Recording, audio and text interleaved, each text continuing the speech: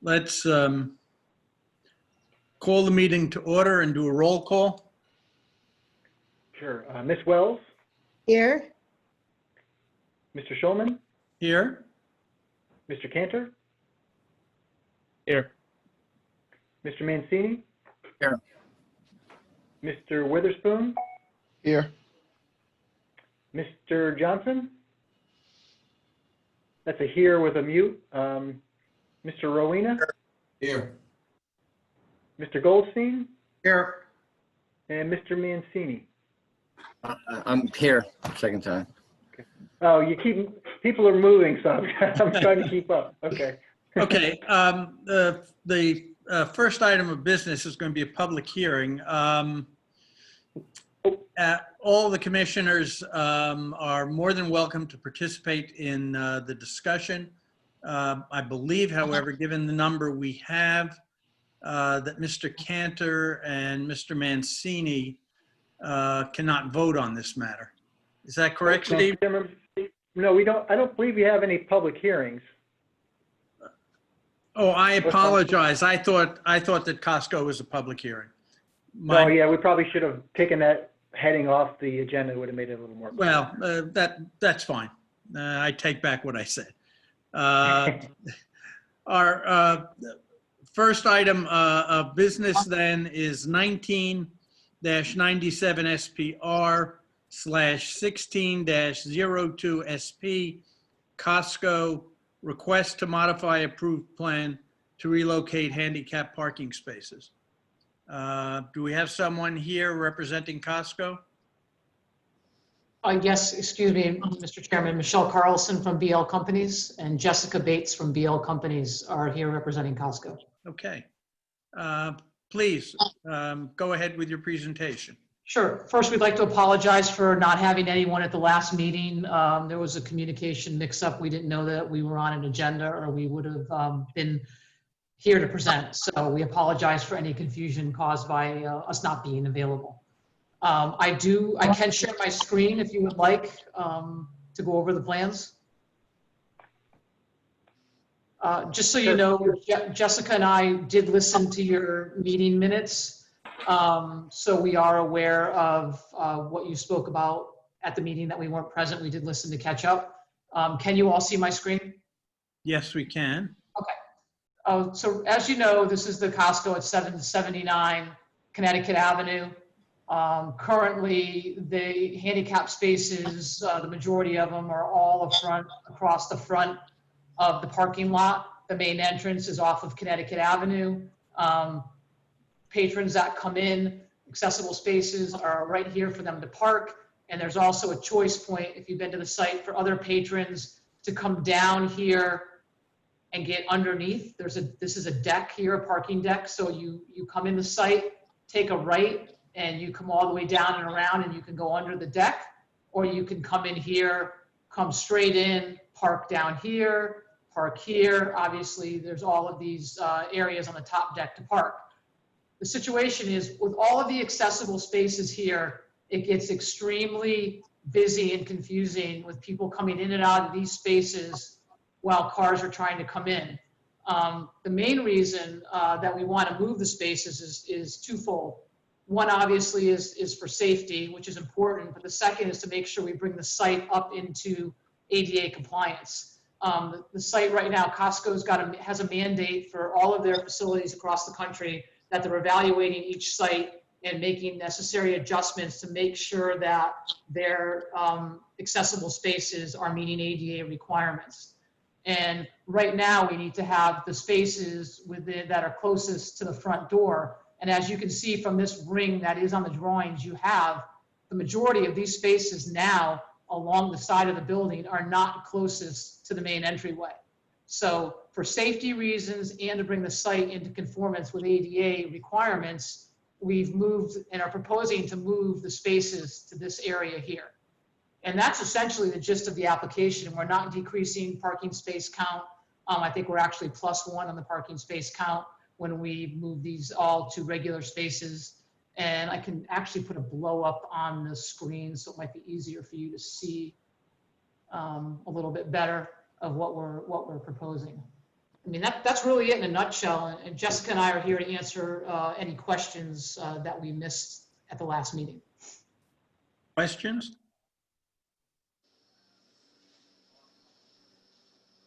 I mean, we did have a fairly robust conversation among ourselves about this. But let me also get an answer. The question regarding the existing spaces. Am I correct? There is a sidewalk adjacent to those spaces. Are there frequent breaks in that sidewalk to allow the handicap to get onto the sidewalk? This sidewalk here is actually flush with the pavement. There's wheel stops in front of every space right now. And that's how this area is treated. The sidewalk is actually flush.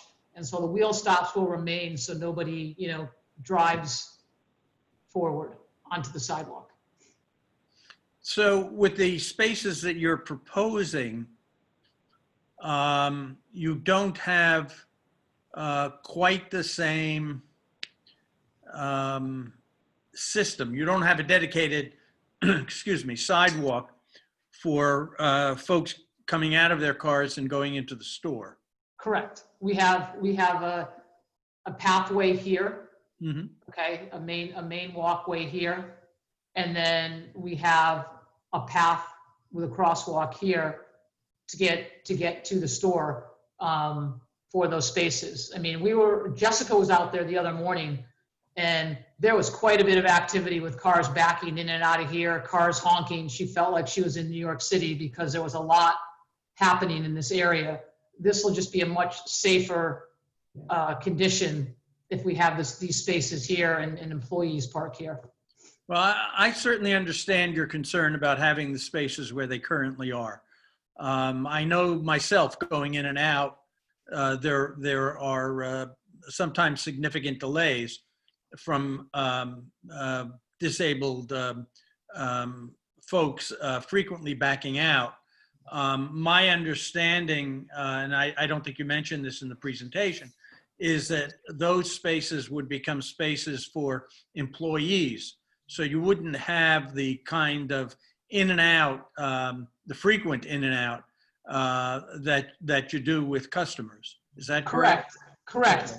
And we really do need to move these, because even though there's a sidewalk here, all of these spaces here are not closest to the front door. Mm-hmm. So technically, this is a violation now of current ADA laws. And as I said before, Costco's mandated across all of their facilities across the country to bring everything into ADA compliance.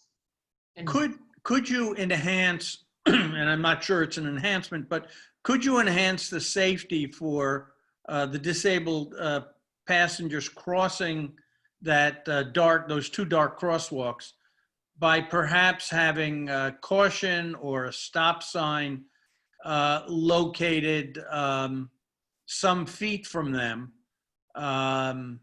so that Yes. people understand that it's a walkway for the disabled?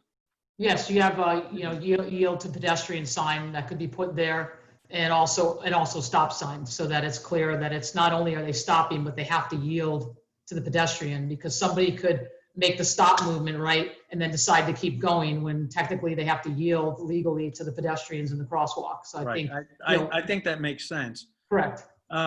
Comments from any of the other commissioners? Well, I think it sounds like a good idea, but my experience in that parking lot is that where those walkways are, there are cars turning in, going down, coming out, people stopping and waiting at the very first spot for someone to load their groceries into the back of their car. I don't see any solution for that except someone managing the traffic out there. I think if you take these spaces out of play, it helps better manage the traffic, at least of what's backing out here. And like I said, the main purpose is to make sure that they have an ADA compliant site with the latest and greatest regulations. And that's what this plan is getting at. And I think it's improving a little bit. I mean, it's a very busy site. You've all, I'm sure, been there. Yeah. Just to confirm for the record, you said that the current situation is not in compliance with ADA regulations and law. Have you gone to the trouble, has anyone reviewed the plans and assured that your new plan is ADA compliant? Oh, yes, by numerous people. It's been vetted out. We are very confident that it's ADA compliant. Josh, this is Steve. I did run through with Bill Ireland, who's the chief building official, who also regulates the ADA for the city, and he is comfortable with what they proposed. Okay, thank you. Sounds good. Anything else from the commissioners?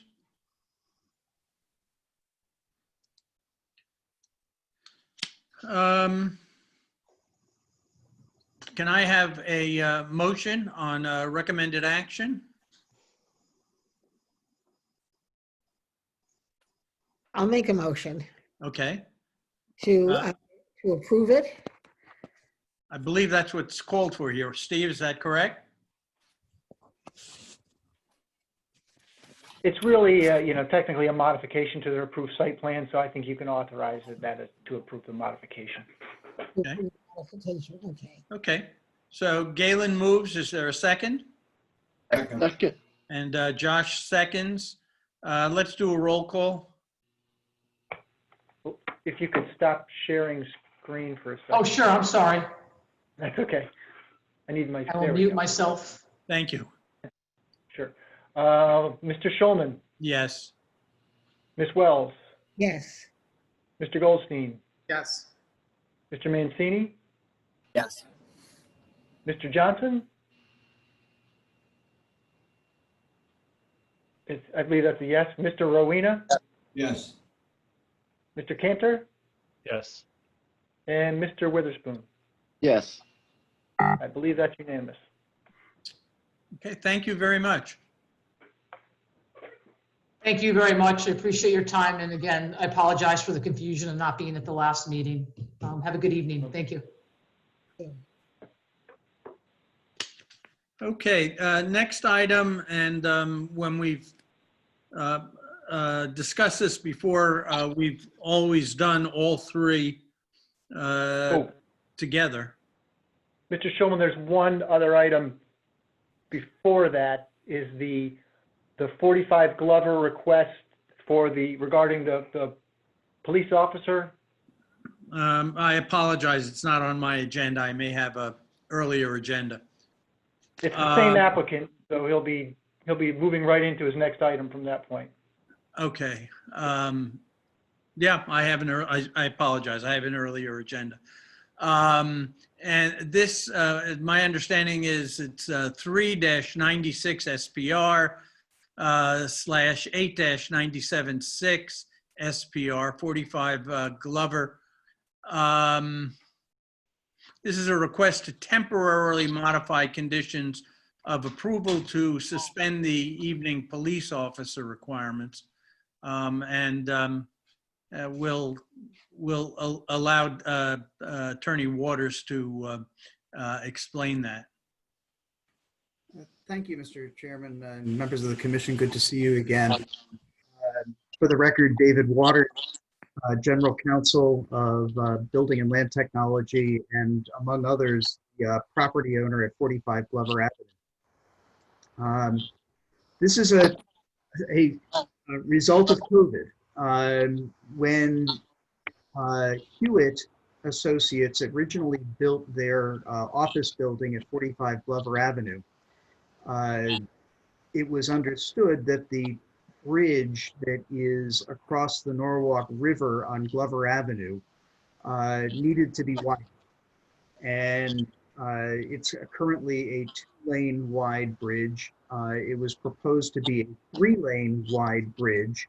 And the reason for that was so that you'd have 2 lanes going out on from Glover Avenue onto Main Avenue, and 1 lane coming in from Main Avenue onto Glover Avenue. The reason for that was because in the afternoon peak hour, there was concern that traffic might stack and back up to the point where people trying to get out of Glover Avenue would end up across the on-grade railroad tracks at Glover Avenue. So by creating 2 lanes out, it creates more stacking area, and therefore there would be less of a possibility that there would be a stacking that would end up over the train tracks in the afternoon.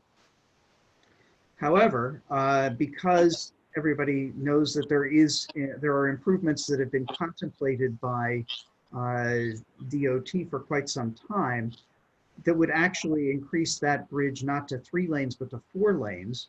Hewitt appealed to this commission, to DOT, to say, rather than putting in a 3-lane bridge only to have it taken out and put in a 4-lane bridge thereafter, we'd like to avoid doing that. And the commission said we're agreeable to you doing that as long as you have police officers actually at the site in the afternoon peak hour, one to control the traffic signal at the intersection of Main Avenue and Glover Avenue, and the second one to be located at the on-grade train crossing so that they would be able to direct people not to pull over onto the train tracks if they couldn't get across the train tracks. And that's been working fine for quite a number of years at this point. However, with COVID, there's nobody in the office buildings. And so therefore, there's really no need for somebody to control the traffic at the intersection at this point. The police department has confirmed that that is the case. We've continued to pay them and to have them present at this point. But at least on a temporary basis, there's not a need for the 2 police officers that are there. So what we have proposed is that until January 15th, there would be a relaxation of the requirement to provide the 2 police officers, with the understanding that when it gets to the beginning of January, we'll know better as to when our tenants at 25, 35, 45 are coming back or not coming back, and also the tenant 20 Glover as well. And so we can determine at that point whether it's appropriate to ask for a further extension or whether it's appropriate to have police officers reinstituted at that point. The thing that we are absolutely certain of is that FactSet is not coming back until January at the earliest. The building at 801 Main Avenue, which is also known as 25 Glover, was occupied by Diageo, and Diageo is no longer occupying it. Most of our other tenants, GE, is also a very limited actual physical occupancy at 901 Main Avenue. So there really just isn't anybody in those buildings at this point. And so that's the request, is the temporary release of the requirement for the 2 police officers until at least January 15th. We'll know more by early January what the intention of our tenants are as to whether that would necessitate a police officer at that point or not. Obviously, if that GE decided that they were going to bring everybody back after Thanksgiving or something of the sort like that, we would understand that that would, and that necessitated the parking, then the police officers, then we would bring them back in as well. And we certainly understand that if the commission wanted to impose that as part of the understanding and conditions of this temporary release, we understand that that would be appropriate. Questions from the commissioners?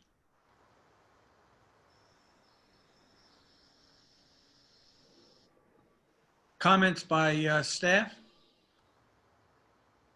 Nothing on my end. It's my 2 cents is it seems like a reasonable approach. If you decide similarly and want to move it forward, I would recommend, and as I believe Attorney Waters had attested to, that you have the ability to reinstitute that at a sooner date should the need arise. Now, Steve, are there similar applications coming? I mean, are there going to be similar circumstances where, I'm wondering if this is going to be the first of a few of these kind of applications? I feel like we should have some sort of a consistent policy here. I don't think there is any other location in the city, at least that I'm not aware of, that has like a traffic officer required at intersections. I'm not aware of any. Okay. Other questions, comments?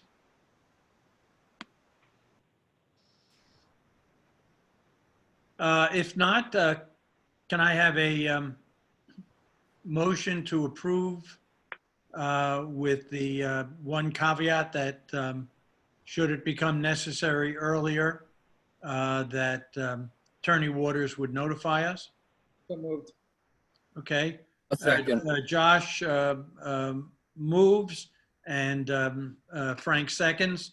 Again, let's do a roll call. Sure. Mr. Johnson? Yes. Mr. Goldstein? Yes. Mr. Mancini? Yes. Mr. Rowena? Yes. Ms. Wells? Galen, you're muted. Sorry about that. Yes. Mr. Cantor? Yes. Mr. Witherspoon? Yes. And Mr. Schulman? Yes. Also unanimous. Okay. Next item, as I began somewhat prematurely to say, 1-20M, 2-20R, and 2-20SPR. And those are all three Merit Station, Norwalk. The three requests that we have been discussing: the proposed change to the zoning map, the change to the amendment to amend the definition of development park to revise executive office zone to permit a new master plan approval, and finally, site plan review of proposed master plan for executive office development. Mr. Waters, you want to start us off? Thank you, Mr. Chairman. Again, for the record, David Waters, General Counsel of Building and Land Technology. Just a couple of things actually from our end. I think most of it is from your consultant, but just a couple of housekeeping matters.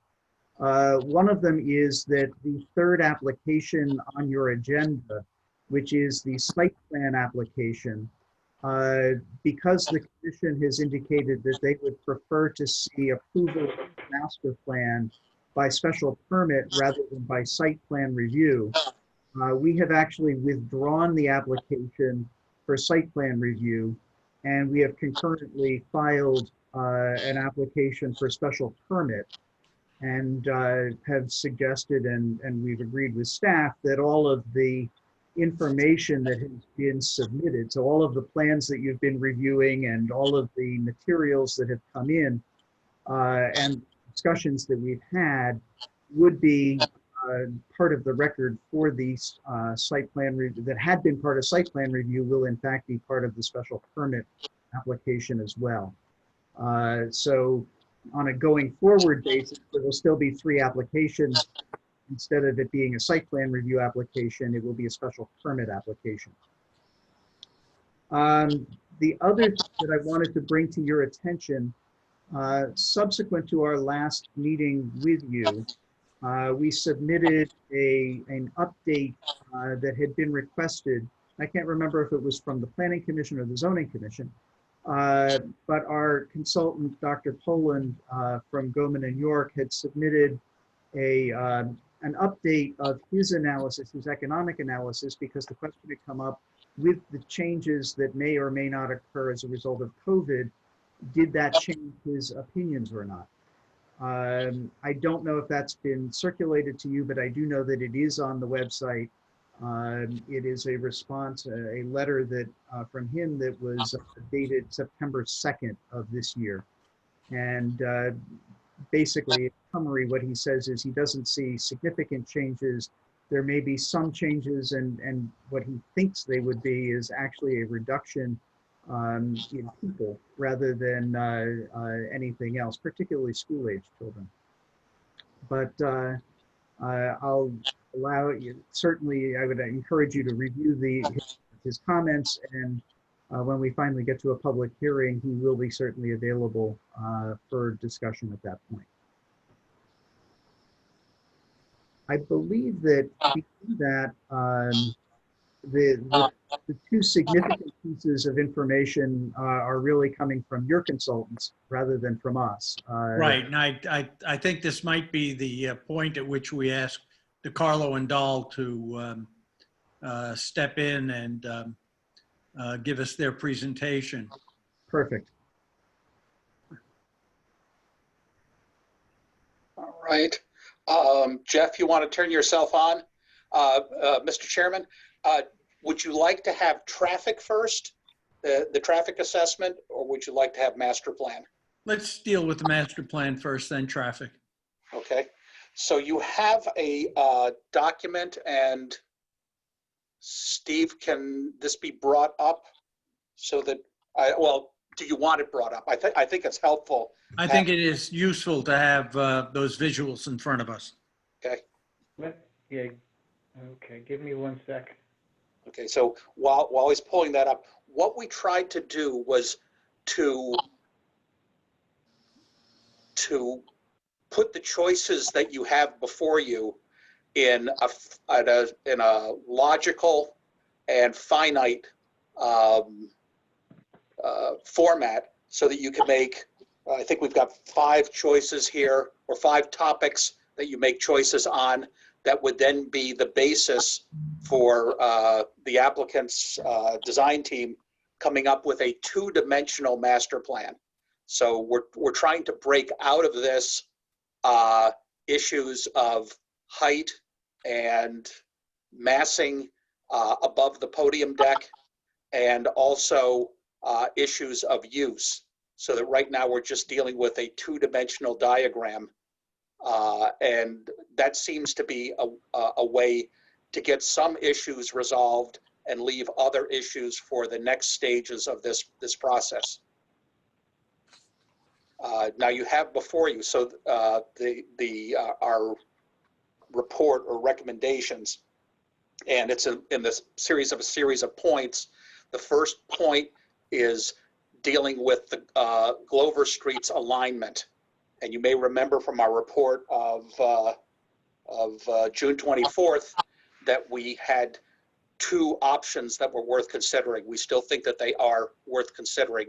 Option A is to change the alignment of Glover to a more straight street that makes a bend just before Raccoon Creek, or Raccoon Stream rather. And option B is to keep the existing alignment. Now the features, there you are. The features of keeping the existing alignment is you have a larger area, about 3.5 acres, for a Raccoon Stream Park, with still the area east of Glover, which is, it's a ravine, it's a valley, I'm not sure what the term is, but it's clear that the stream is well below ground level.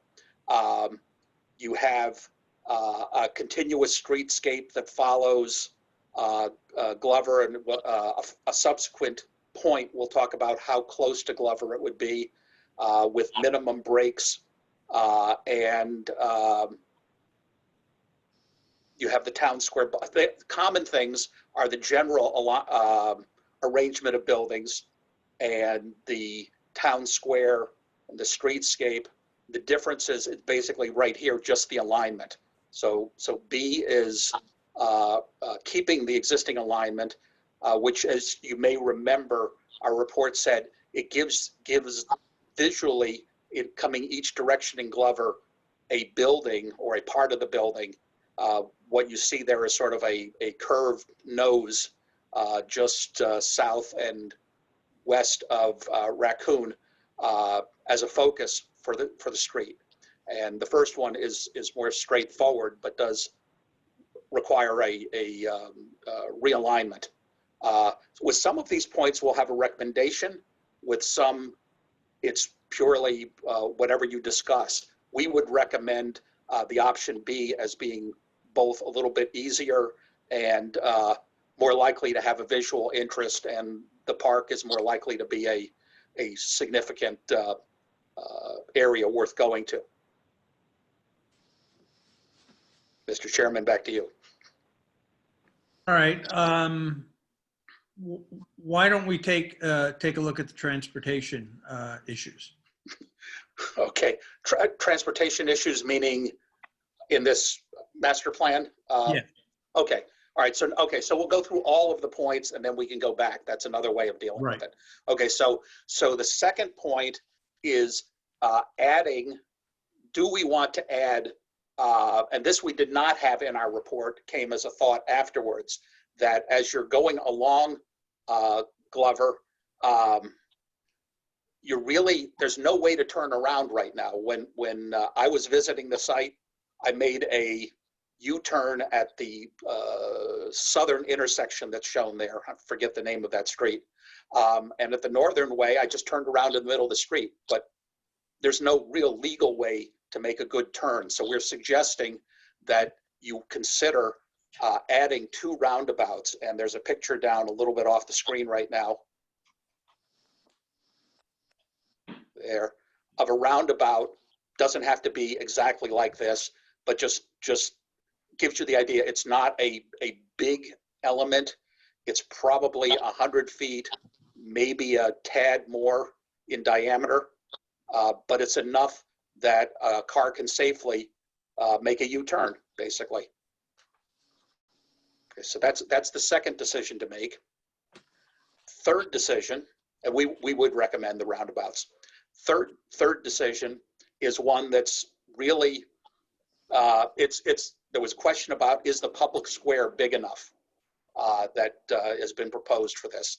And so right now, as near as we can scale it, it's about 120 feet wide and 105 feet deep.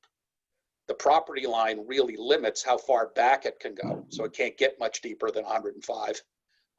It could be made a little bit wider, and just as a point of discussion, and we have no opinion on this, 150 feet would make it a little bit bigger.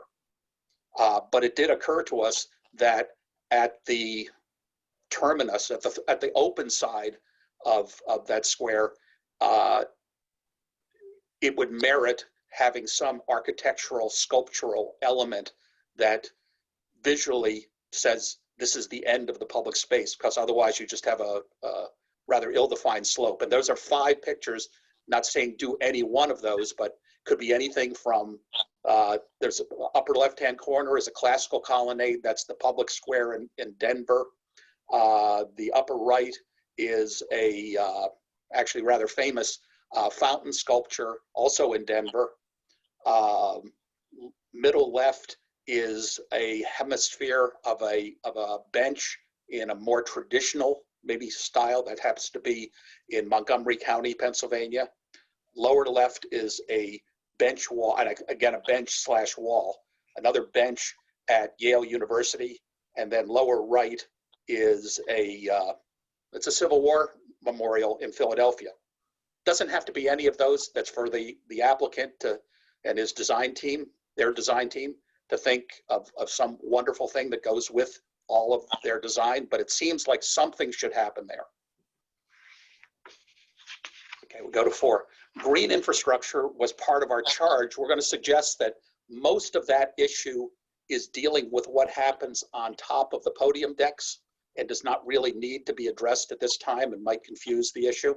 It'll be clearer once the massing of buildings and whatever goes on top of the podium decks is dealt with. So we're suggesting we don't deal with it right now. Number 5 is, and this was, I believe this was discussed during, I don't believe it was in our report per se. I think it was in our report, but it was not in with a diagram, that you would want to give the applicant instruction as to whether they should include a plaza that is an extension of the Merit 7 office plaza system that spans the decks and connects down to Glover Street. The purpose of this would be to really invite I can't remember how many office workers are in all of those buildings, but to give them a natural and encouraging way to cross the tracks and come in and frequent the businesses that are on the west of Glover. The train station, to refresh your memory, does, quote, cross the tracks, but its crossing is a tube that's probably no more than 10 feet wide. And yes, mechanically it can get you across the tracks, but it's not necessarily a particularly inviting thing. So the picture down below shows the railroad station is the arrow to the right. The deck, the most logical place for it to get it somewhat centered on the development, the applicant's development, would be somewhere around where the arrow to the left shows. And just below that, just to refresh your memory, one of the better parts of the Merit 7 plaza system, our podium top system, just gives you some idea of what that deck might be like. Now, in deciding this, the applicant doesn't really have control over Merit 7. Obviously, a lot of approvals would be necessary to get that, Metro North, DOT, but this would be the time you would want to think about, should it be at least conceptually thought of at this time. So that's number 5. Number 6. Okay, so number 6 then is that whole question of from the curb of Glover to the building face of the podium, what's the appropriate design distance that they should work to? Doesn't have to be exactly consistent. There could be some variation, but this is the appropriate time to say about what sort of environment do you want. So we've given 3 options. You could come up with other options. 12'2" is the minimum standard that the city has. That's including the street trees, the borders, the minimum 5 feet from the border to the building face. So you get at least 5 feet to walk with the city standard. 18 feet is basically, and if you scroll down a little bit there, okay, that's Washington Avenue. And I think we have this written there somewhere, that 18 feet is about what Washington Avenue has from the building face to the curb line at the bump outs. Gives you enough space that one restaurant has put 2 sets of tables in, but there's not really much walking space there. But certainly 1 set of tables and walking space is doable in 18 feet. And then where the parking spaces are, that's 10 feet on Washington. So that's approximately equal to your 12'2". And then the other possibility is to, or I think we're saying 25 feet as if you wanted a more generous space that those pedestrian-oriented activities, commercial / retail, could use in a variety of ways. The bigger the space is, to some extent, the more you can do with it. So that's guidance, and all of this would be south of Raccoon. The portion north of Raccoon, in our opinion, is really related to, yeah, actually that's a good picture, right? The aerial, or that's good too. The building, I think it's building 3 or 2.3, yeah, 3.1, 3.2. That's really related to the curb. It's not a building that, no matter what its design, is liable to be part of the pedestrian experience south of Raccoon. And so we don't have a strong opinion, or even an opinion at this point, until we see what further the applicant comes up with. And then the final issue, which has no illustrations there because it's for the future, is to keep this a simple design discussion that at this point, the mix and location of uses is not an essential decision to make. Mr. Chairman, back to you. Okay. You want to take this off, Steve?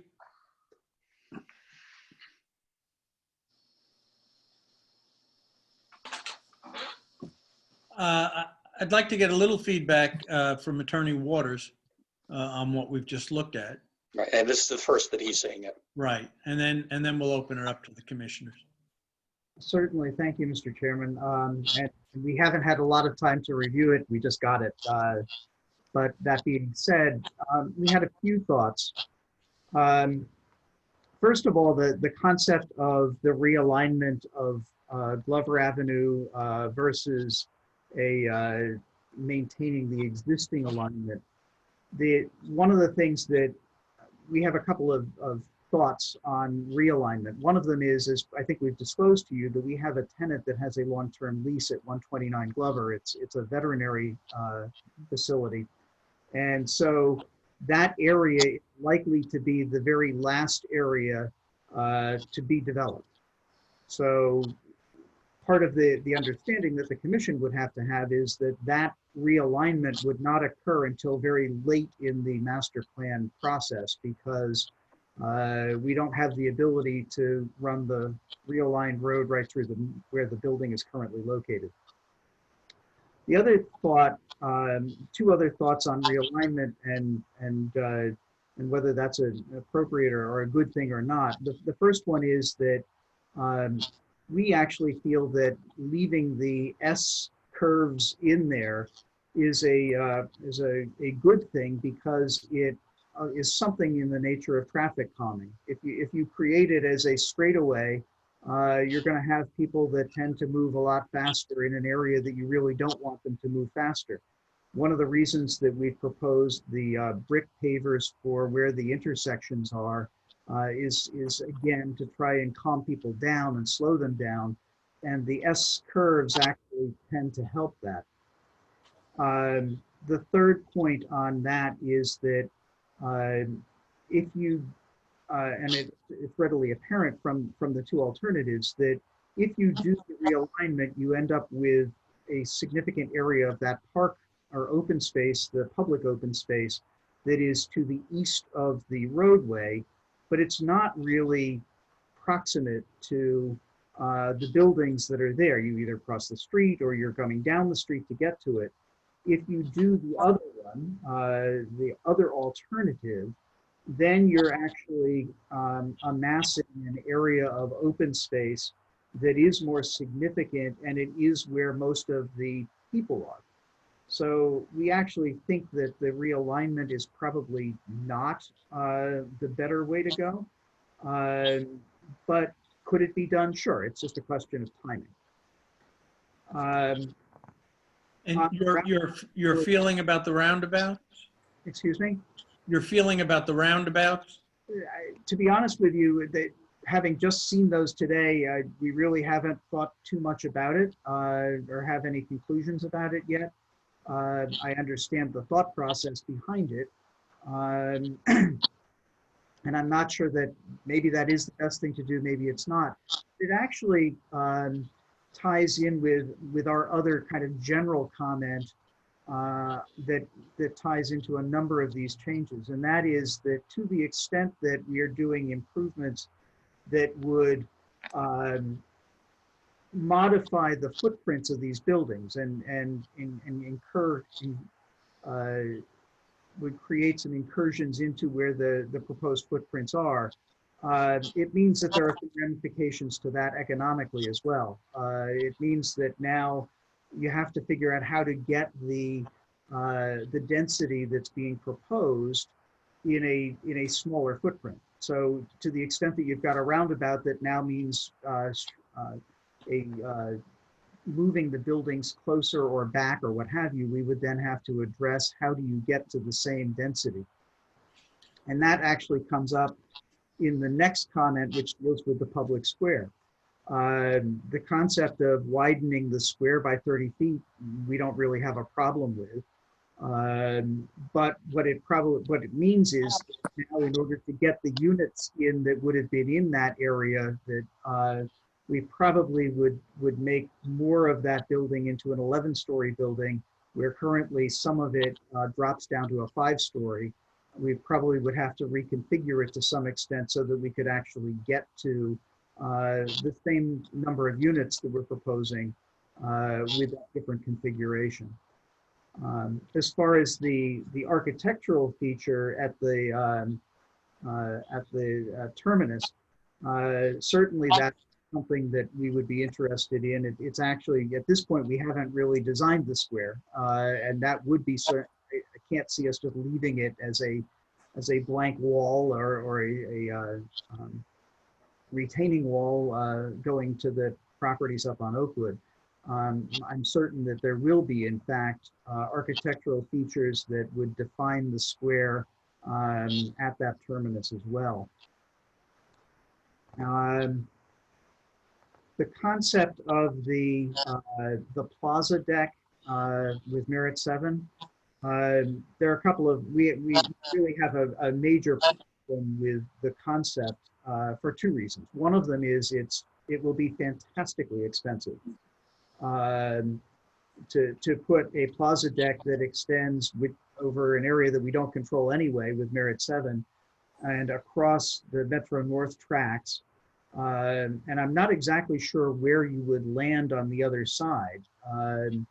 The way that the diagram is done, it contemplates that it would not go across Glover, but there really isn't that any room to then put, unless you're going to put in a staircase that just drops you down, which is really not much different than the tube that is at the train station as far as being welcoming to people trying to get across. I just don't know how you do it and make it into something other than just a better feature for Merit 7. The other thing I can speak to is the fact that I know from when we did the fly bridge that goes across from Main Avenue alongside 399 Main Avenue over to the Towers complex, that first of all, the bridge over the Metro North train tracks needs to be quite high. They do not want to have a situation where it would impede future improvements to the train tracks, including potentially catenary lines. So it has to be quite high. I think you might actually have to go higher than the plaza deck just to get across the train tracks. And the process of getting that type of an approval from Metro North is not an easy one. We did it. We were able to get it for the Towers complex, and we also got approval from the city by way of an air rights easement to go across Glover Avenue as well. But it's not an easy process, and frankly, as I said, I think the real issue is that it's cost prohibitive. And the last of the comments, as far as the width of the sidewalks and amenity space and what have you, again, we're not averse to that, particularly judiciously. We agree that the area at the far north, buildings 3.1 and 3.2, it really, those don't have the same ambiance that you would have further to the south.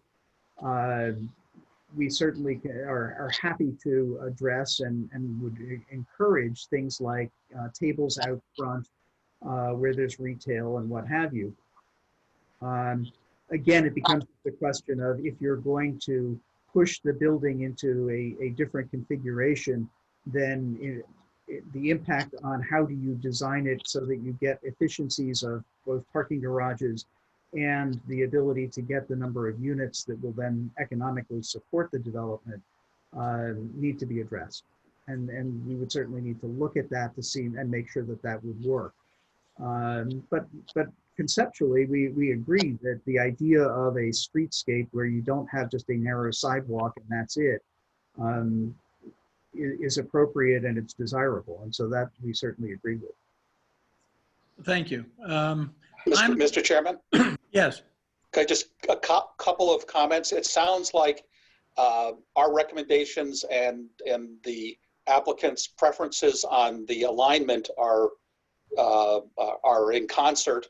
The concern about taking space away with some elements, taking usable building space away, more precisely. I would suggest that with the roundabouts, it's minimal, but that maybe the impact of making the square larger may not be worth for the town, for the city of Norwalk, the impact on the client. So that might be a reasonable position to be in, roundabouts, but not a bigger square. And then as far as the deck, I think at this point you might be saying this is a planning exercise. It's not necessarily something that you're thinking the applicant would be responsible for, but just well, what would be good for Norwalk in the long term, and then how does it get funded is a completely separate issue.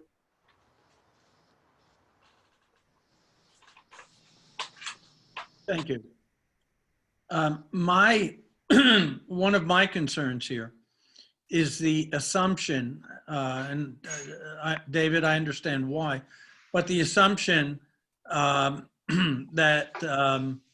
you're going to have the number of units, the height of the buildings, the square footage that you're proposing. And I understand that your numbers suggest that you need that in order to make this financially doable.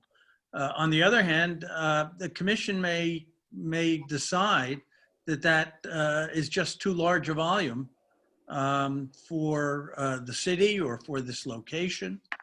And that if you're going to get something built, it may be of a somewhat different scale than you're currently proposing. I needed to say that because it's clear, if we don't bring it up, it's clear they're going to be brought up by the public at some point. So I think it's something that we all need to keep in mind as we attempt to move this forward. Mr. Chairman, I completely understand that is the case, that certainly we are asking for zone changes and text amendments that would allow for things that are not currently allowed. And we completely understand that is still all in play, that nobody has indicated that our proposal in any of the parameters is approved or will be approved. The only thing I would remind the commission is that we're really trying to do this in a way that is holistic and good for the entire neighborhood. And that includes things like open space and the wide sidewalks and what have you, all of which cost money. And so it has to be a project that is financially viable in order to be able to do the things that we want to do. And that's certainly understandable. Other comments from commissioners? Well, I don't want to monopolize this, but there are well, oh, go ahead, Frank. I got one question. When we were talking about the roundabout and widening the sidewalks, you kept making mention, well, to get the same number of people in that unit. Is there a way that to still make a profit, maybe not as much of a profit, maybe scale down the project a little bit, put in the enhancements and make it less populated so there's less of a major impact? Well, I mean, there's all sorts of trade-offs. Certainly you can have less units, you can have smaller buildings. It just means that economically you've got to then figure out how you can survive that. If it's something that, sure, if it's a question of how much profit, that's one thing, but on the other hand, it's got to be an economically viable project. And if you cut things down too low, then really we can't do the same types of things that we're proposing to do. I understand that. I guess my question was more direct to this. Is there a way that you can, obviously, if you trim too much, it's not profitable. Who's going to do it, right? No one's going to walk into a project that you lose money. Retain some level of profitability, but still be able to downsize. Is that at all feasible? Is there a way you could go back and examine with some of the recommendations without worrying about having the same number of units, because you were saying you'd go taller, you'd go more institutional looking? Right. I mean, and then that is part of it, is the question of some of it may be addressed design. You can make, and we've already proposed, in fact, that that was one of the things that we're talking about at the upper end of things, that we have higher buildings, but they're narrower footprints because they actually create a better environment visually for the entire area.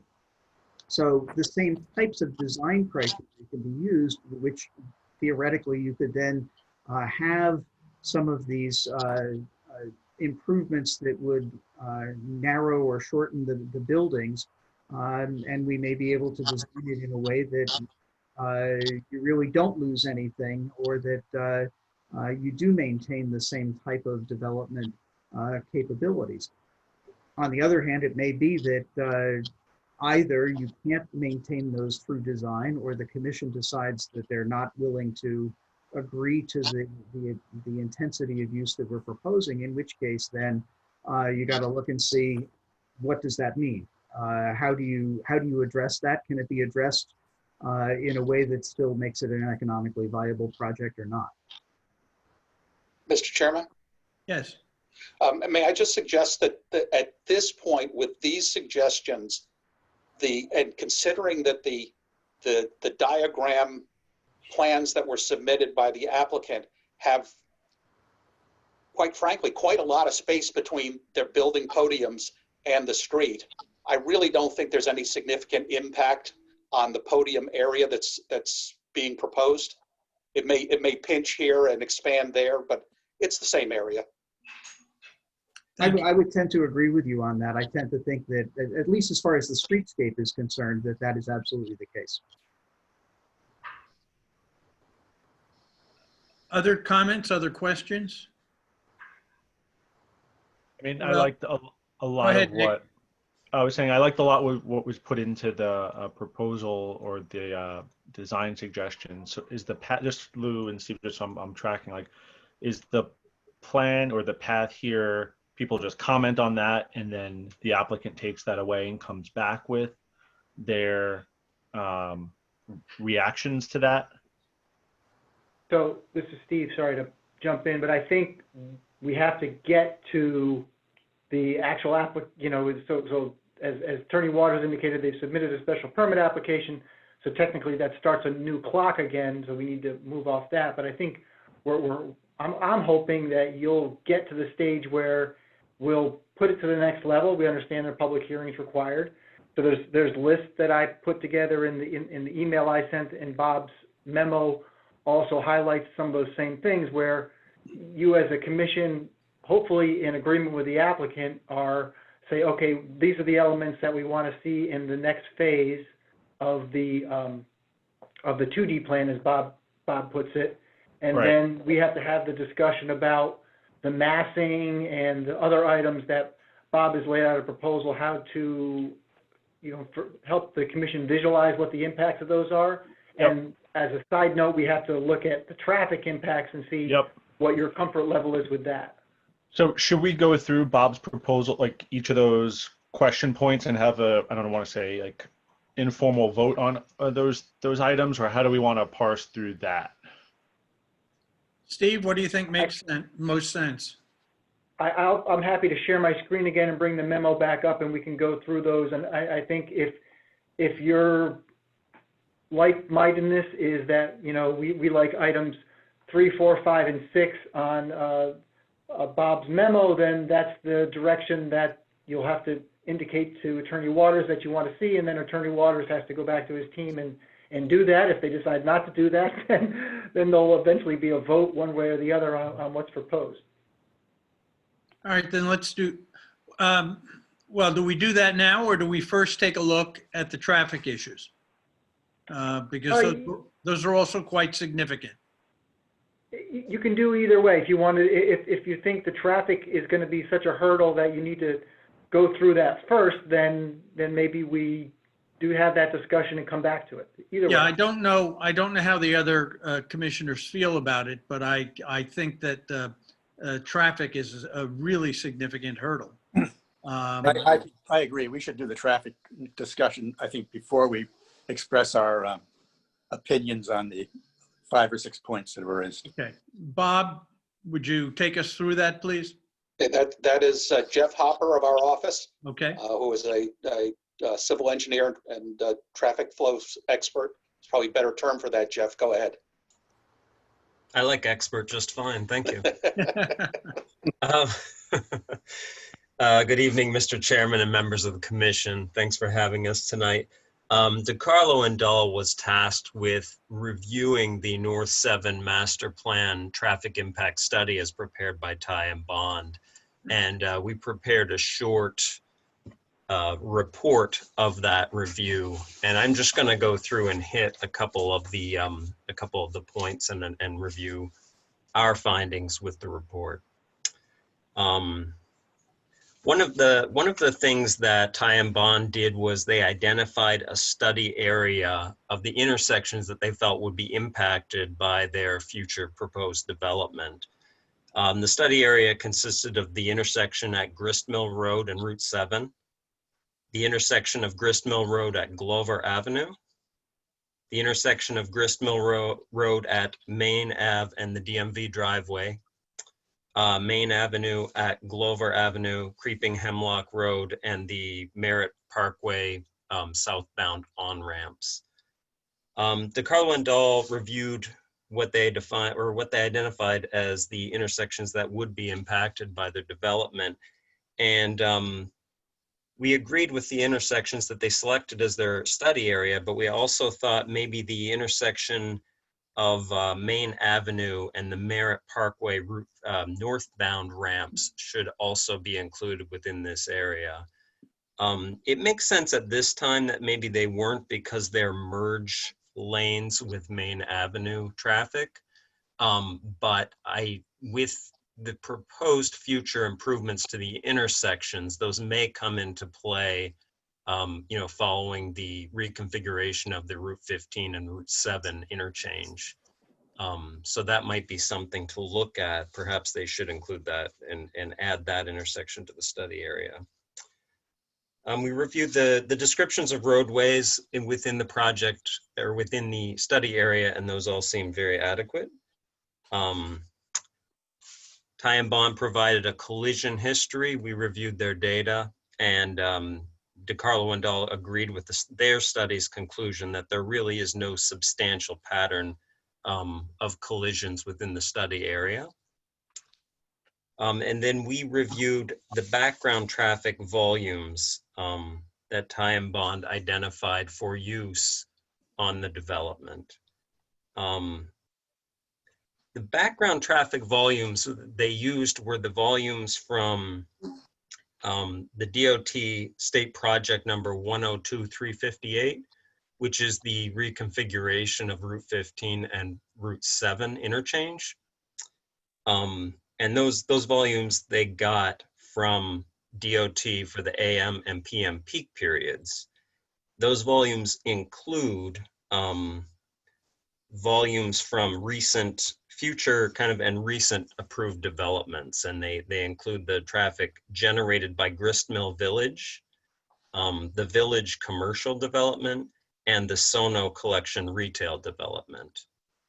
The background volumes that they're included in their study did not include the volumes from the Gristmill expansion, which, as I understand, is currently under review by ASTA. So those volumes should probably be added to their background volumes once they receive approval from the ASTA. I'm sorry, am I speaking in jargon to you? You're familiar with ASTA? I was going to say, may I suggest that the Gristmill expansion is a comparatively small number of units? Yeah, the number of units is pretty small. It does mention 3 hotel units, and I'm not sure of the size of that proposed hotel.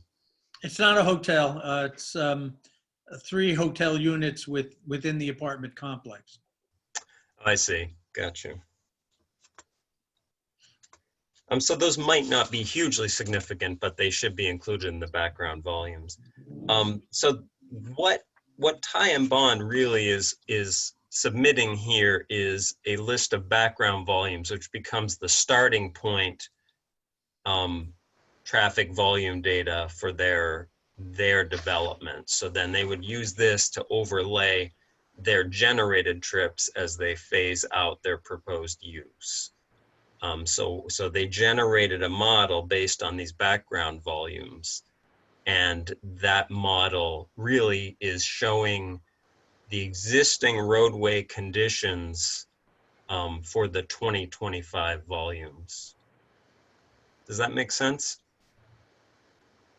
Yep. Okay.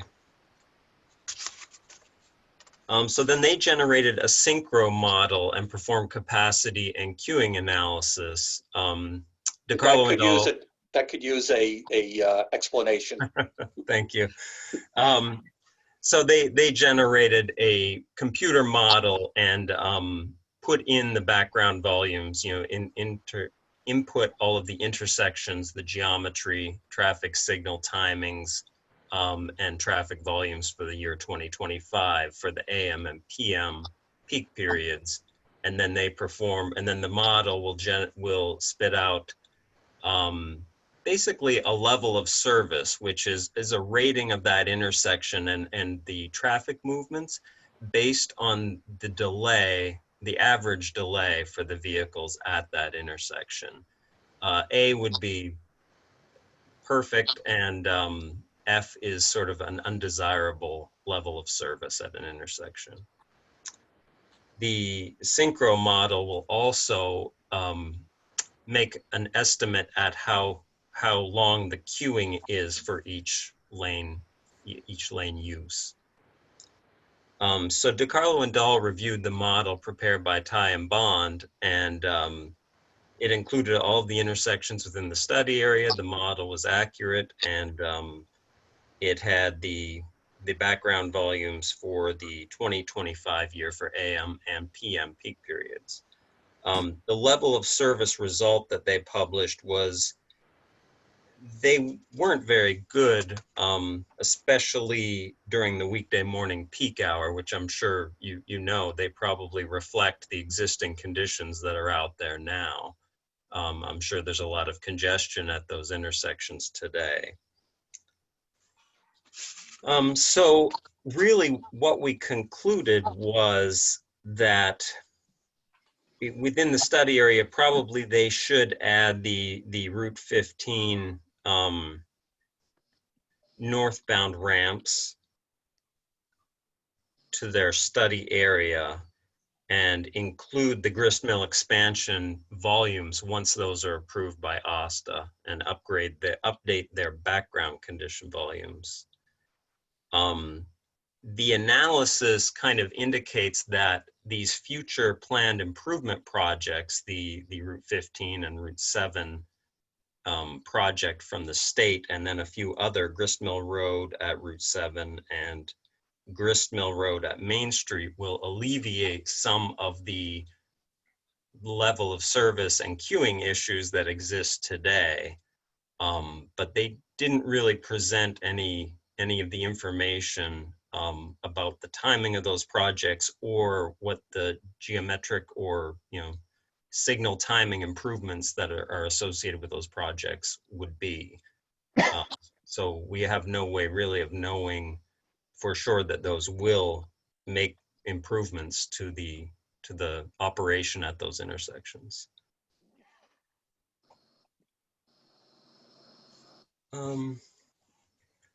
I think that is the big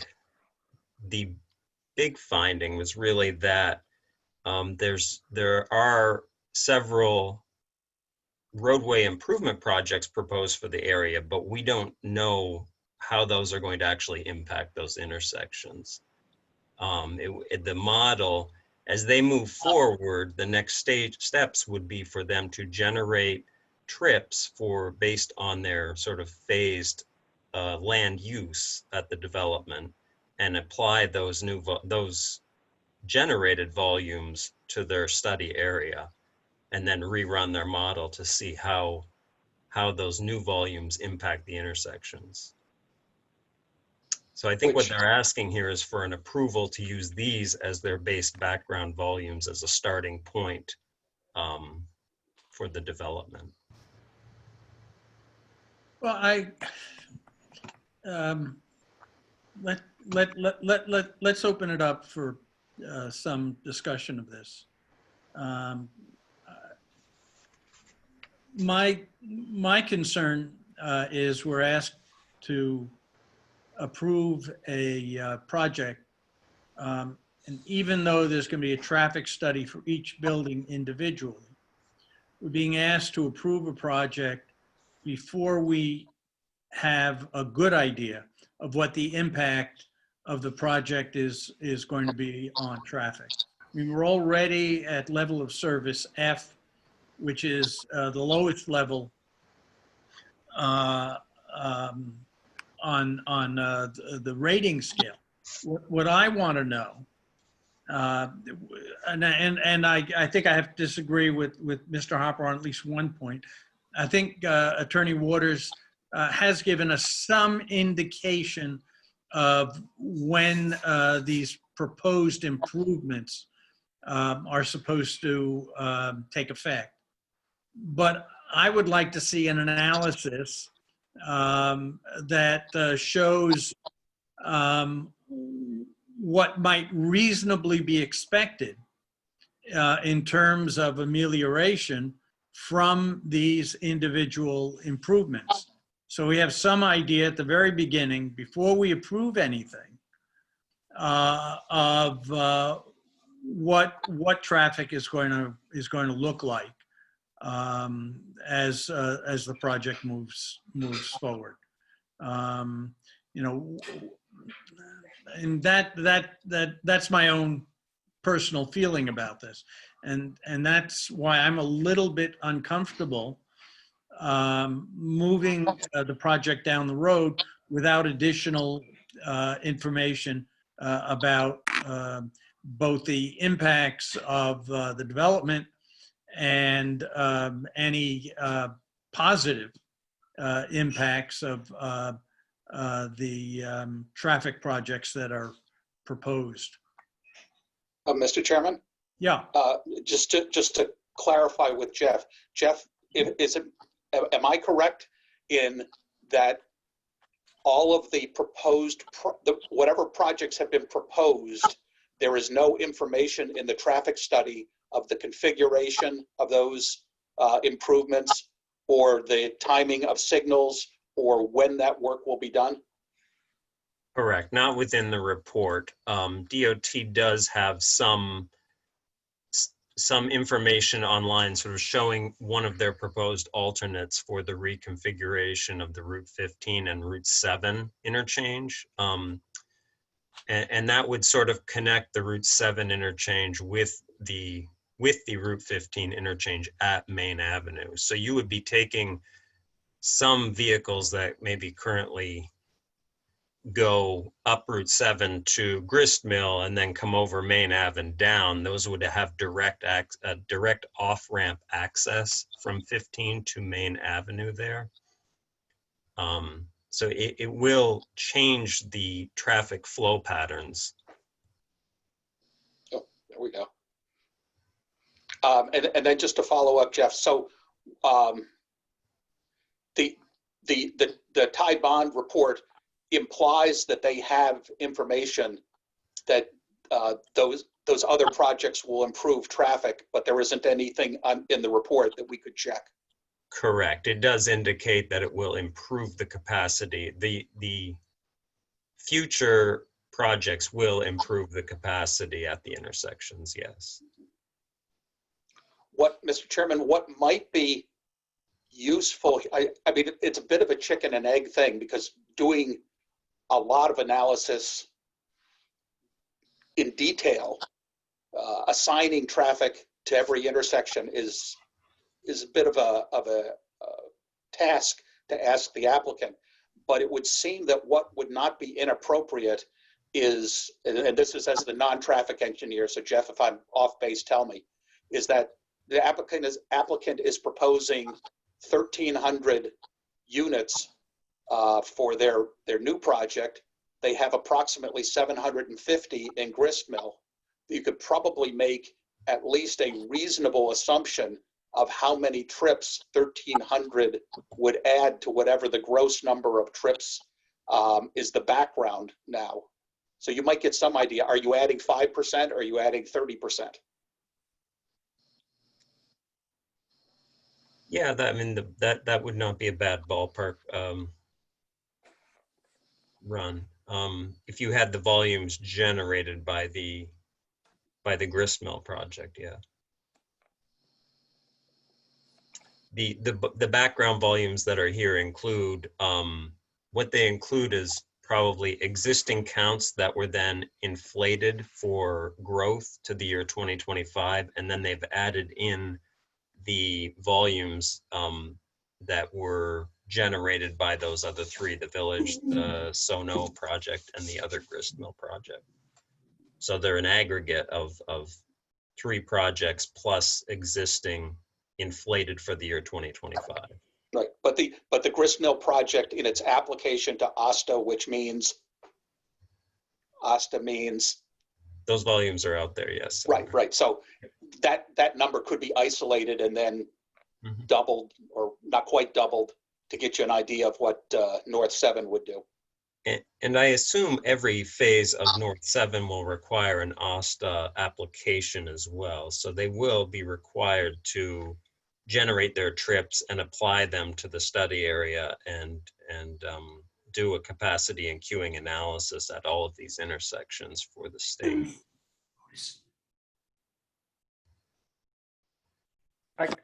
This is Steve. I just want to jump in and maybe kind of sort of echo the chairman's comment. And one concern that I've had for a while is that if the current levels of service are F, and I believe Attorney Waters can correct me if I'm wrong, I believe at the last meeting with the commission, he indicated their intent is to finish up with C, which is Gristmill C, which is this area here, and then begin the first phase of the master plan, which would be down, I believe, down in the southern end for here. That seemed to indicate that was going to happen, probably in 2021. And if none of these improvements have taken place at that time and the levels of service are F, how can the commission consider that at that time? That's kind of what I'm having a little difficulty wrapping my head around. Would you like me to respond, Steve? If the chairman's pleasure, fine with me. Yeah. I can stop sharing too if you'd like. So a couple of things. First of all, that one intersection that had not been added, Mr. Hopper's assumption that it was because it's a merge situation is absolutely correct. That's why it was not included within the study. A couple of other things, the OSTA has approved the expanded third building at Gristmill Village, which is now called the Curb. That is all approved at this point, including the additional 40-some units and the 3 hotel units. It may not have made it into the Tigand Bond traffic report for this application because the commission may remember that that expansion of Building C just occurred fairly recently, and the Tigand Bond report had been prepared a while ago while we were waiting for the master plan to be, or the plan of conservation and development to have been approved by the city. So certainly the concept, if it doesn't include those additional units, the analysis can be revised to include those as well. But to the point of the question on how can you approve something for the south end, starting at the south end of the project, when we don't know that anything is being done, the simple answer is you do it all the time. What you are approving now And if I can remind those that were at the meeting that occurred before we made any applications, we had pointed out the fact that there are a number of different alternatives for improvements, specifically up at Grist Mill, that have been in front of DOT, that we've been working with DOT on, and that the city has been working with DOT on. And that those alternatives do in fact create a much revised and beneficial traffic movement that doesn't currently exist. We also were very clear from day one that the reason that we aren't propounding a lot of those at this point is because we do not want to have a situation where either the city or the state decides that that's a brilliant idea and therefore the applicant should now be paying for the entire thing.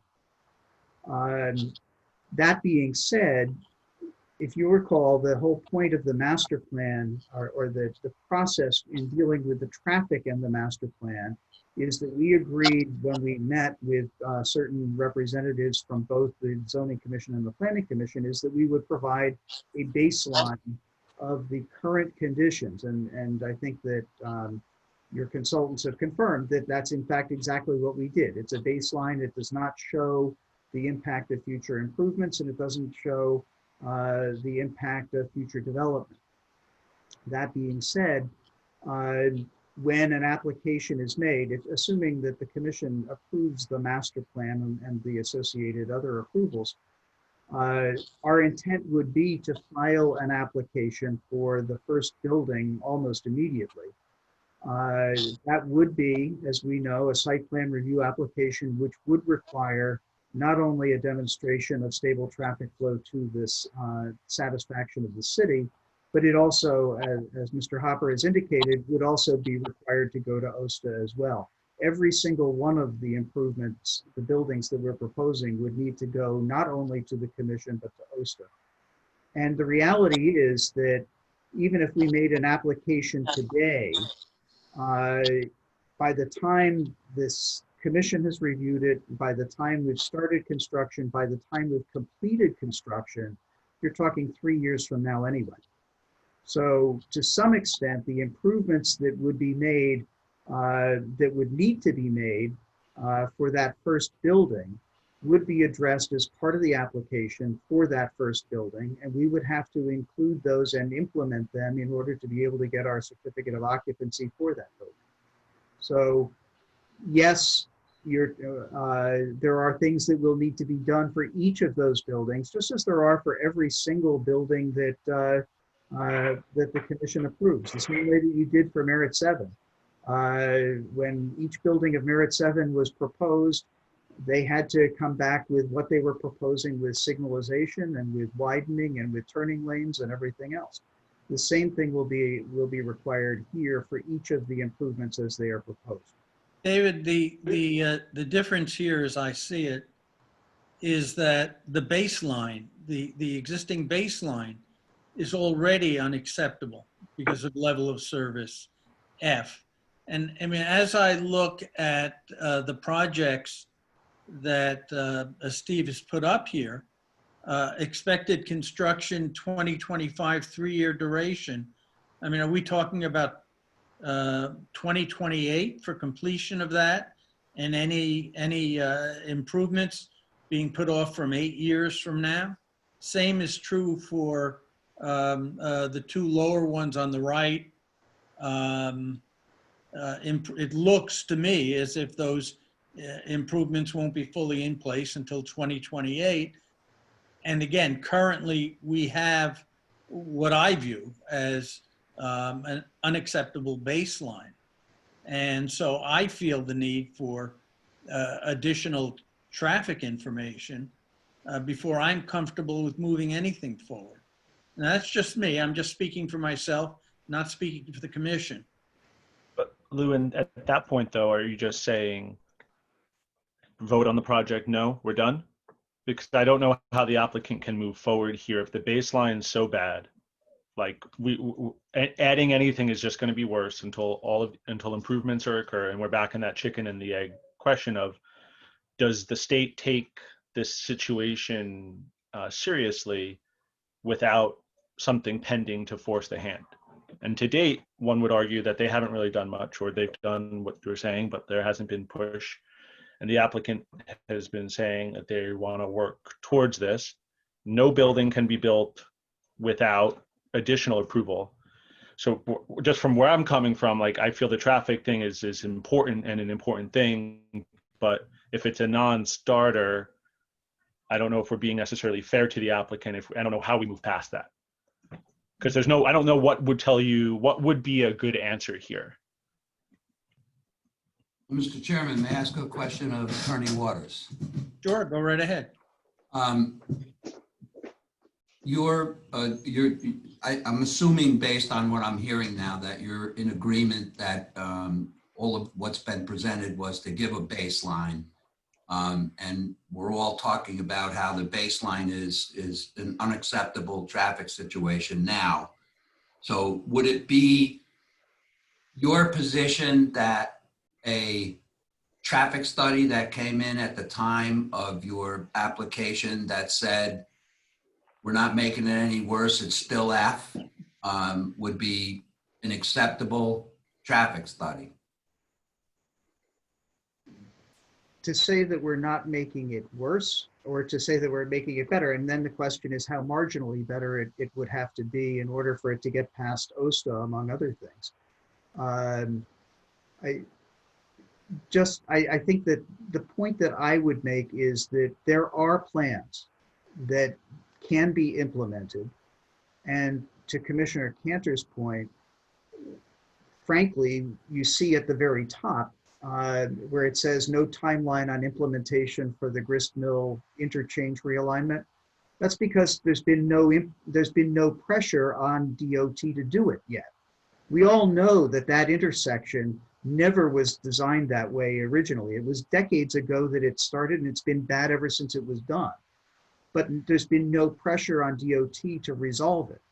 The fact is that when you have something on the books that can be said to improve economic development as an important thing for this area, now it becomes something of importance for DOT to look at and to allow us to move forward in a greater speed than you would otherwise have. But to say that, well, and the other point that I would make is that at the very bottom of the thing, where there were 3 different arrows that say, you know, that it's not going to be until 2028, those are all part of one project. They're all part of one large project that is down there. So they're different pieces of it, but they're all part of one project that is supposed to start in 2025 and 3-year duration. So, but what I'm getting at is this: you're talking about coming in for an application for the first building, and if you start your application I guess you already have started it, you would expect to be through zoning and building and actual building and ready for a certificate of occupancy in 3 years. What if nothing is done other than what you're doing? Well, the first answer is that your own regulations say that we have to maintain stable traffic flow. I understand that, and that's I forgot the word, and that was what I was getting at, is making everything the same F grade. Is that a stable traffic situation? I don't believe that it is, but that would be subject to your interpretation of your regulations. No. Don't we need, before we approve this master plan to permit 1,300 units, don't we need a traffic study that would show us that when these improvements that are contemplated are made, that the traffic at those various intersections can handle the additional 1,300 units at a level of service better than F? If we didn't do this as a master plan process, we just did this on a piecemeal by piecemeal process, you would have exactly the same analysis rights as you do now. I just don't see how we can approve a master plan unless we have some professional opinion that the master plan, that the traffic infrastructure can handle it at a level of service better than F. I'm going to jump in quick. I think what was said earlier was that and I hopefully got across that the DOT modeling is available on their preferred alternatives for the Merit 7 interchanges themselves. And I don't believe that the proposed development's been factored into that model.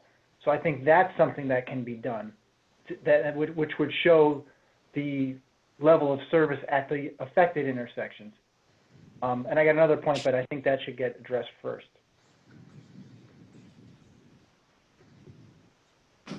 So how do we factor that in? Well, someone would have to run that analysis. So the DOT data is available for the preferred alternatives, but I don't believe that the applicant's team, I know DOT hasn't, but I don't think the applicant's team has run the analysis of the new development into that system. Attorney Waters, has your client thought about, like, let's say in 2025, the state decides not to do the improvements or to delay the improvements some years later, what would the applicant suggest in a situation like that? Well, if DOT doesn't do the improvements, then, and as a result, then it becomes a very clear situation that anything that you add to that is making it worse, then we would be stuck, or we would have to make the improvements ourselves. Nick, to your comment and also to Attorney Waters, what I hear you doing is suggesting that maybe we need to approve this in order to move the state projects along, and I'm not willing to gamble that way. If we were looking at, if we weren't looking at the entire project, if we were looking at just the first building, and were to try to move that forward in order to give the developer some leverage with the state, I think that's different than approving a master plan in the hopes that the developer that we're giving the developer enough leverage to move the state DOT forward. But is it not true, Lou, that in no way by approving the master plan are we approving the construction of any building? Yeah. So we It's are true, but we're moving ourselves in a particular direction, and if it turns out that these things aren't happening, that may not be the direction we want to be supporting. But wouldn't we be able to take that at each building's approval? Yeah, exactly. If I'm understanding the notion of a master plan and the notion here. I have no objection to what Steve said in someone factoring in the 7 data that's out there and factoring 1,300 more things, 1,300 more units, and if actually that these proposed improvements actually will change us from an F to something else. Like that seems like a no-brainer to do. The thing is, I don't know how we can necessarily completely say we're going to be in this perpetual chicken and the egg thing. Well, why don't we start there? Why don't we have the developer come back to us with that additional information, and then we can continue this conversation. Yeah. The other. Can I make a suggestion? Oh, go ahead, Galen. Sorry. Oh, I was just going to say I'm thinking of if we don't approve this master plan, what then? Nothing changed.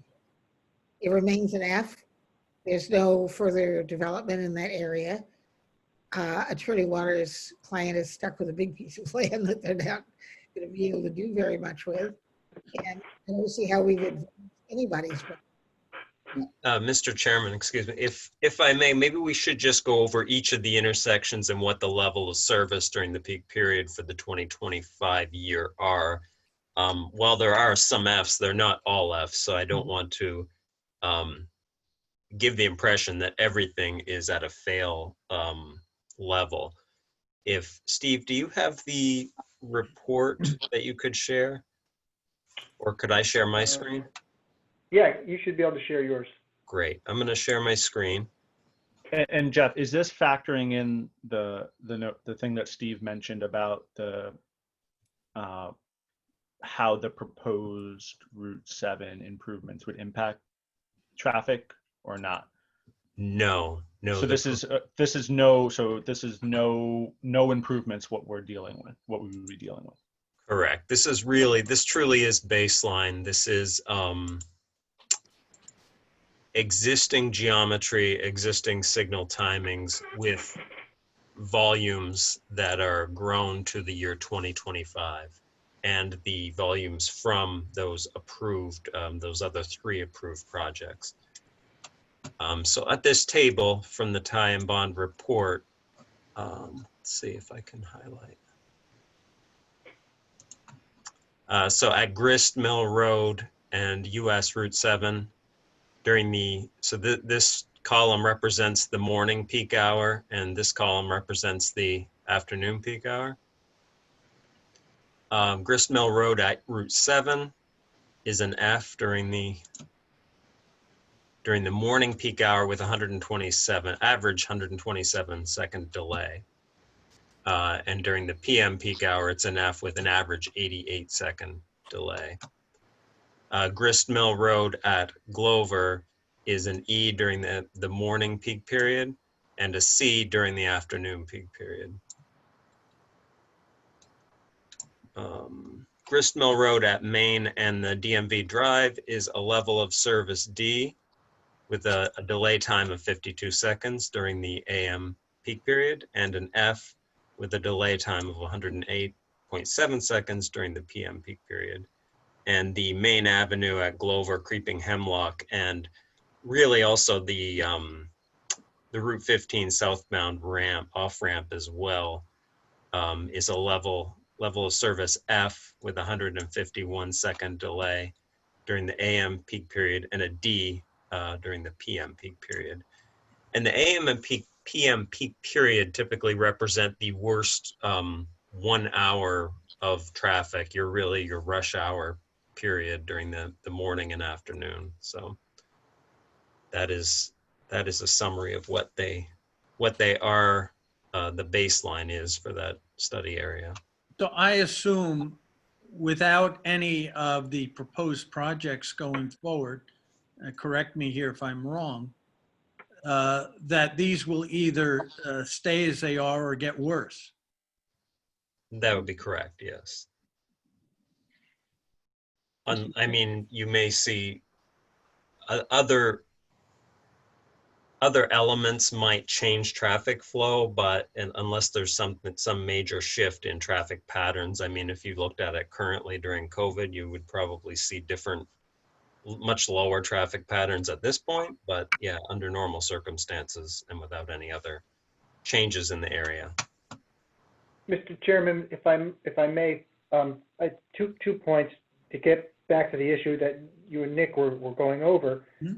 If the state modeling is available and they can factor the new development into that model, that would get to Mr. Johnson's point. So I think to move the process forward, you could continue with the application and start the public hearing process, and they should have to provide that information as part of the overall application. And if that information is not provided or doesn't meet your satisfaction, then you have the ability to deny not only the special permit, but the master plan as a whole. So we can still move the ball down the field and still ask for additional information. I'd like to ask Attorney Waters a question, if I might. He indicated, I'll try to be as blunt as possible, with assuming that the curb C is done and the master plan is approved, and you come in with your site plan application for the first building of the new phase, you seem to indicate, and correct me if I'm wrong, that you contemplate improvements being at the grist mill side that are not on the current calendar, but this approval would move them up to the top of the front burner, and the funding, whether it's some of the money that's already allocated or additional money by you or the city or the state, will have to be put in to get this improvement done, which would be required for you to go forward with your project. I think, Steve, if I got your question correct, the answer is yes, that there would be improvements that would be required in order to build any of the buildings that are contemplated here. We believe that where that would probably be located is not at the Route 7, Route 15 southern end of the project, that it would be at the northern end of the project at the grist mill and Main Avenue improvements. And to just to respond quickly to Chairman Schulman's comment, one of the reasons that we believe that we would be able to encourage the state to make this a priority is because of the area, the total area and the total development that we're proposing. The comment that, well, maybe if it was just, the first building, that would be good to get the state interested. The state, frankly, and with respect, would not be interested in doing a major intersection improvement for a building that's probably a couple hundred units. It's just, it wouldn't move the needle for them as a basis for them saying, yeah, we really should get these improvements in place because that would support economic development. 1,300 units and the support that it provides to the Class A office buildings that are in that location is something that's a whole different story. And that actually gets their attention, which you would not get with a single building there. David, I don't disagree with that at all. I was simply suggesting that if we moved forward with the first building, it gives you an opportunity to sell the entire project to the state. But Steve, back to, I'm comfortable with what Steve said in terms of trying to move this forward. That we get that additional information on the traffic and take a look at that and see what it means. I'm perfectly comfortable with that if the rest of the commission is as well.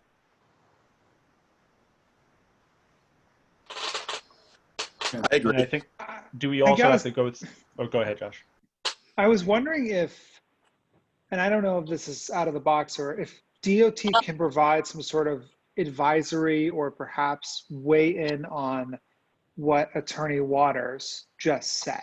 Because without some level of commitment from DOT, us pushing this project forward could be, as has been said by a lot of people here tonight, could be academic. So I don't know if there's a way to get DOT to weigh in on this project here, or if they need to wait and they will only weigh in upon approval. I don't want to speak for Steve, but my understanding is there have been attempts, at least on Steve's part, and maybe even on Attorney Waters' part, to get the DOT involved in this conversation, and they've resisted that. Yeah, I have been on a call with DOT as well as with Alicia King from the mayor's office and folks from DPW. They will not appear in front of the commission. I don't know if they will answer that question directly. I would leave that to Attorney Waters and his client to maybe have a little more persuasion in that regard than definitely I can have. And by the way, I mean, a peer can also take, I mean, if they're worried about saying something, I mean, I'm talking about even a written statement or a letter. I mean, something that can give us some direction here. I would not anticipate that be forthcoming. I would agree, unfortunately. Okay. Yeah, perhaps Mr. Attorney Waters' client has more pull to get to provide some kind of indication along those regards. Yeah, unfortunately, their process is their process, and it's very difficult to get them to come out of their shell, so to speak. That being said, I mean, obviously, we are having discussions with them and have been for quite some period of time. It's not as if we think that, we'll be able to wave a wand and something will suddenly miraculously occur. We clearly have an understanding as to what we think is likely to be the scenario, because otherwise we wouldn't have put this effort into getting to this point, knowing that we'd otherwise be dead in the water. Isn't it possible for a private traffic consultant to use the information that the DOT has now and plug that traffic into it? I believe that's what we're going to task the applicant with doing, and then our consultant will review that data and comment on that. But then the reason I'm asking that is then it would be nice if the DOT said something, but they wouldn't really have to, I guess, at that point. Well, they might that I think that would be factored in on the Merit 7 interchange, because that's been vetted out to some extent. But the grist mill and on the north end, there's no plan in place, so there's no analysis of traffic improvements with that. And Dave, correct me if I'm wrong, but I believe that's the case. That's correct.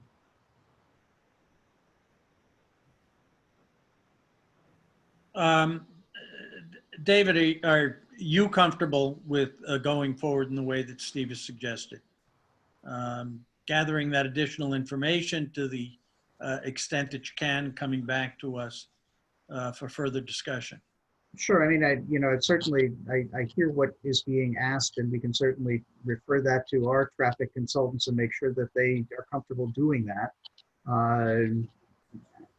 Obviously, what the commission has asked for, we'll try and provide as we can. So I would say yes, with the caveat that I have to speak with our consultant to make sure that they feel comfortable doing it. I don't have a problem suggesting that we would direct them to do that. Are the commission members comfortable with that going forward? Are we saying that's the next step, and then when do we go through the PDF, the point-by-point thing that Bob laid out? Well, I would prefer not to do it this evening until we get this issue resolved. But if you all feel differently, we can do it now. I'd also point out that we have another, fairly significant project on our agenda for this evening. But it seems to me to make sense to wait until we have the additional traffic information. Then Lou, what is our timeline then? I mean, how long is it? Is this going to take 30 days? Or Attorney Waters, this might be better for you. I mean, to put this, what does our timing look like then? Like, when are we going to see you again? I don't know, and the answer is I really, unfortunately, I can't address how long it would take the traffic consultants to do that modeling.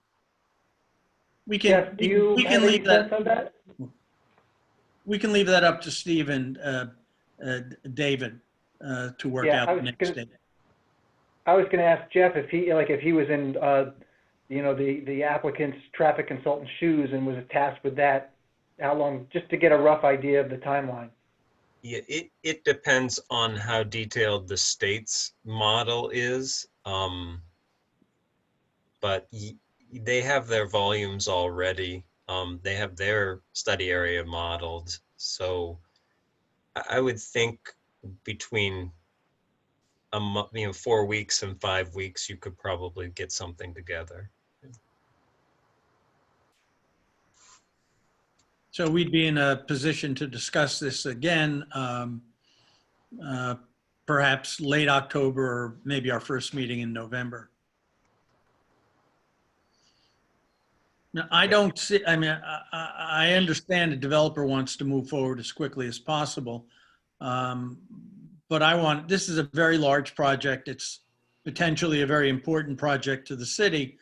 And I don't have a problem with handling it at a slow and deliberate pace so that we arrive at the right decisions.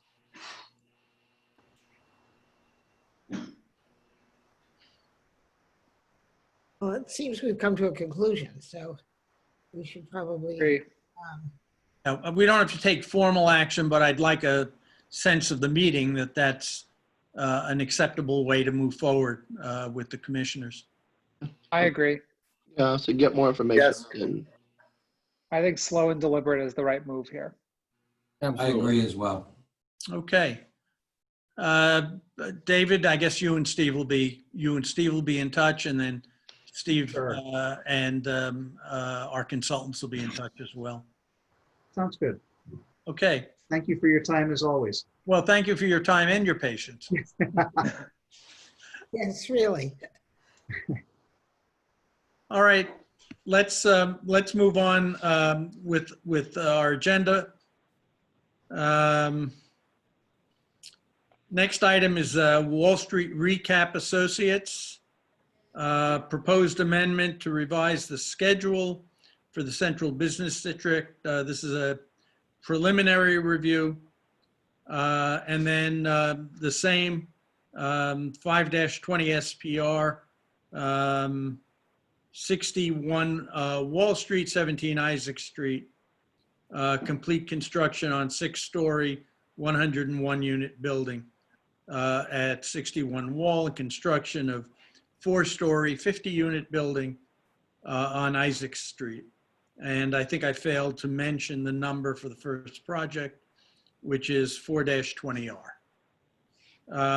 With that, I assume we have folks here representing the developer. To give Mr. us, Chairman, William Hennessy here. Bill, can you make yourself a little bit louder? I can try, I can speak louder. I'm not sure how. You were good just then. Okay, thank you. And thank you for hosting us tonight, all of you. I'm here with my partner, Deborah Brancato, who on my screen is in the mid-right. I don't know where she appears on yours. And for the record, we're from Carmody, Torrance, Sandeck, and Hennessy. The client we represent is the successor redeveloper for the Wall Street place. It is Wall Street Recap Associates. It's an affiliate of JHM Financial Group, which is a large developer, principally of affordable housing. It's got a great reputation in the business. The two principals, John and his son, Todd McClutchy, are also on this and available for any questions you might have. And also here as a resource tonight is Michael Weisbrod and Scott Mazie of Kroski Associates, Kroski Architects. Brett Holsworth is somewhere in the constellation of folks here. He's with Redness and Mead, the survey and engineering firm. P.C. Brown from Malone and McBroom has done the traffic analysis. He's here.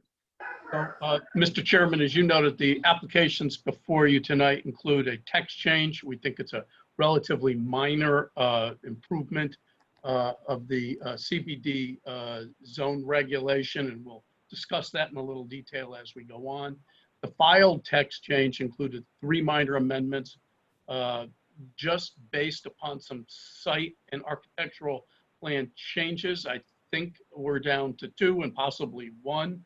It's sort of an evolving issue, and we'll talk about the challenges that the current text poses to one of the sites, the 17 Isaac site, because it's an unusual site. We also have before you site plan applications for the property known as 61 Wall Street, which you all have probably looked at now and getting tired of looking at it for several years since construction was halted, and 17 Isaac, a separate site across Isaac Street from 61 Wall, and currently it is the site of the closed down theater, the Garden Theater.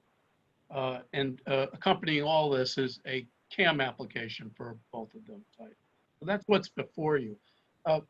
I think the way it'd be most useful for me to proceed tonight is to give you a little background for context, so you know how we got here, and then take you through the proposed building plan so you understand what's being proposed and how it differs from the original Wall Street Place approvals. And then we can let you know where we are in the review process, and of course take any questions you have of us.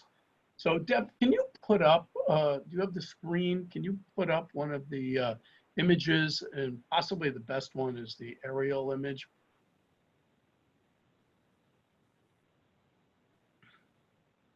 Right, that's perfect actually. So the image you see on the left, the larger one, is 61 Wall Street, and it's an image in its partially built state.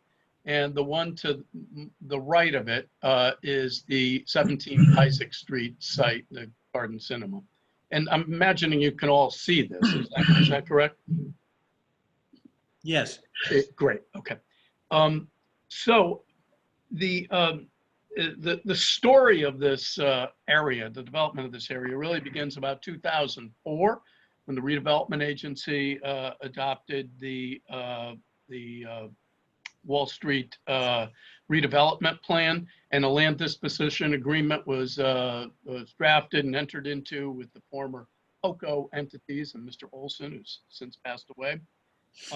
It took some years after that to obtain the first approval from your predecessors. That was in 2008. There was the original plan, and that was later amended to include a building which was the basis of this plan. This was been the phase 1 building, 61 Wall Street, a larger site you see there. Building was about 179,000, almost 180,000 square feet of total floor area, 101 residential units, 20% of which would be affordable workforce housing.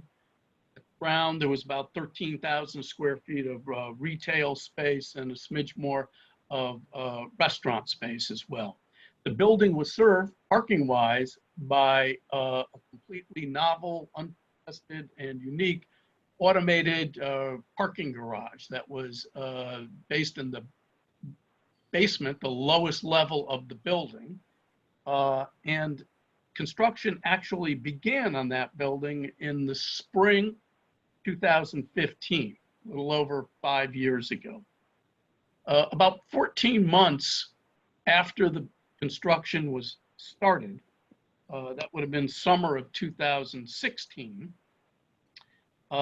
the construction stopped, and it has not progressed since that time. About a year after the construction was halted, so that would have been about July of 2017, the mortgage holder, Citibank, an affiliate of Citibank, known as Municipal Holdings, took the property back. Basically, it was a friendly foreclosure. So in the summer of 2017, Citibank, large institution, as you know, was the owner of a half-built project that was sitting there for well over a year in its present state. And there was no help, of course, from the then recently defunct redeveloper, the POCO entity. The Citibank reached out to our clients at JHM and said, this is more in the nature of a workout. How do we make sense of this project? You know, a lot of study and analysis was brought to bear very quickly. And one of the things that everybody agreed upon was that the automated parking garage was just not feasible. It wasn't functional, wasn't going to work. It was just a bad idea. And so attention quickly turned to how could the building be completed yet parked if it wasn't going to be serviced by this automated robotic parking lot. So again, analysis was done, experts were brought in, and it was concluded that the basement of this building was just unsuited for parking. If it was a self-parked affair, there was no aperture to bring cars in, and there was no ramping system that could effectively get them in and out. So attention turned to parking at a different site. And that site that was worked on quite intensely was the Phase 2 site on Isaac Street, which was also under the control of the POCO entities, except that it had different debt on it, different mortgagee, and it was heavily in debt. And but JHM worked on trying to acquire that piece. And Deb, can you just circle that very quickly? Well, there we go. Phase 2, yeah. The Phase 2 property that you see in the lower right there. So while that was being negotiated or attempted to negotiate, in spring of 2018, it was learned that a different party had purchased that property, and that option was no longer available. So that was I would call it a very significant monkey wrench in the idea to develop the Phase 1 property, complete the development of the Phase 1 property quickly, because the best and most logical parking resource had disappeared. Deb, can we go back to the aerial for a second? So, so attention turned to, where else could we find a place to park? But in the short term, what this meant was that there was really no way for Citibank to complete its obligations under the financing scheme, the low-income tax credits. The tax credits have been allocated, but they came with a requirement that the project be completed by a certain date. And while those dates can sometimes be moved, this setback really required Citibank to take a deep breath and step back and analyze its ability to even tolerably meet its obligations under the low-income tax credit. And they decided that it was not possible. So by December 2018, they had returned the allocation of tax credit. So in December of 2018, just about, I don't know, about a little over 18 months ago, here was the status of the project. The developer had gone belly up bust and was no longer around. The parking resource to service the half-built building had disappeared, and there wasn't a logical parking resource out there. And the equity funder, which had formed the basis for the improvements that you see there and the condition that they've been in, had totally disappeared. So this is rock bottom. What happened after that, though, is, I think, heartening. So with the help of JHM, Citibank learned that there was another property that could be available, and that was the Garden Cinema property owned by the Friedmans, which had decided to close the cinema at that point and were winding down the operations. So discussions started about that.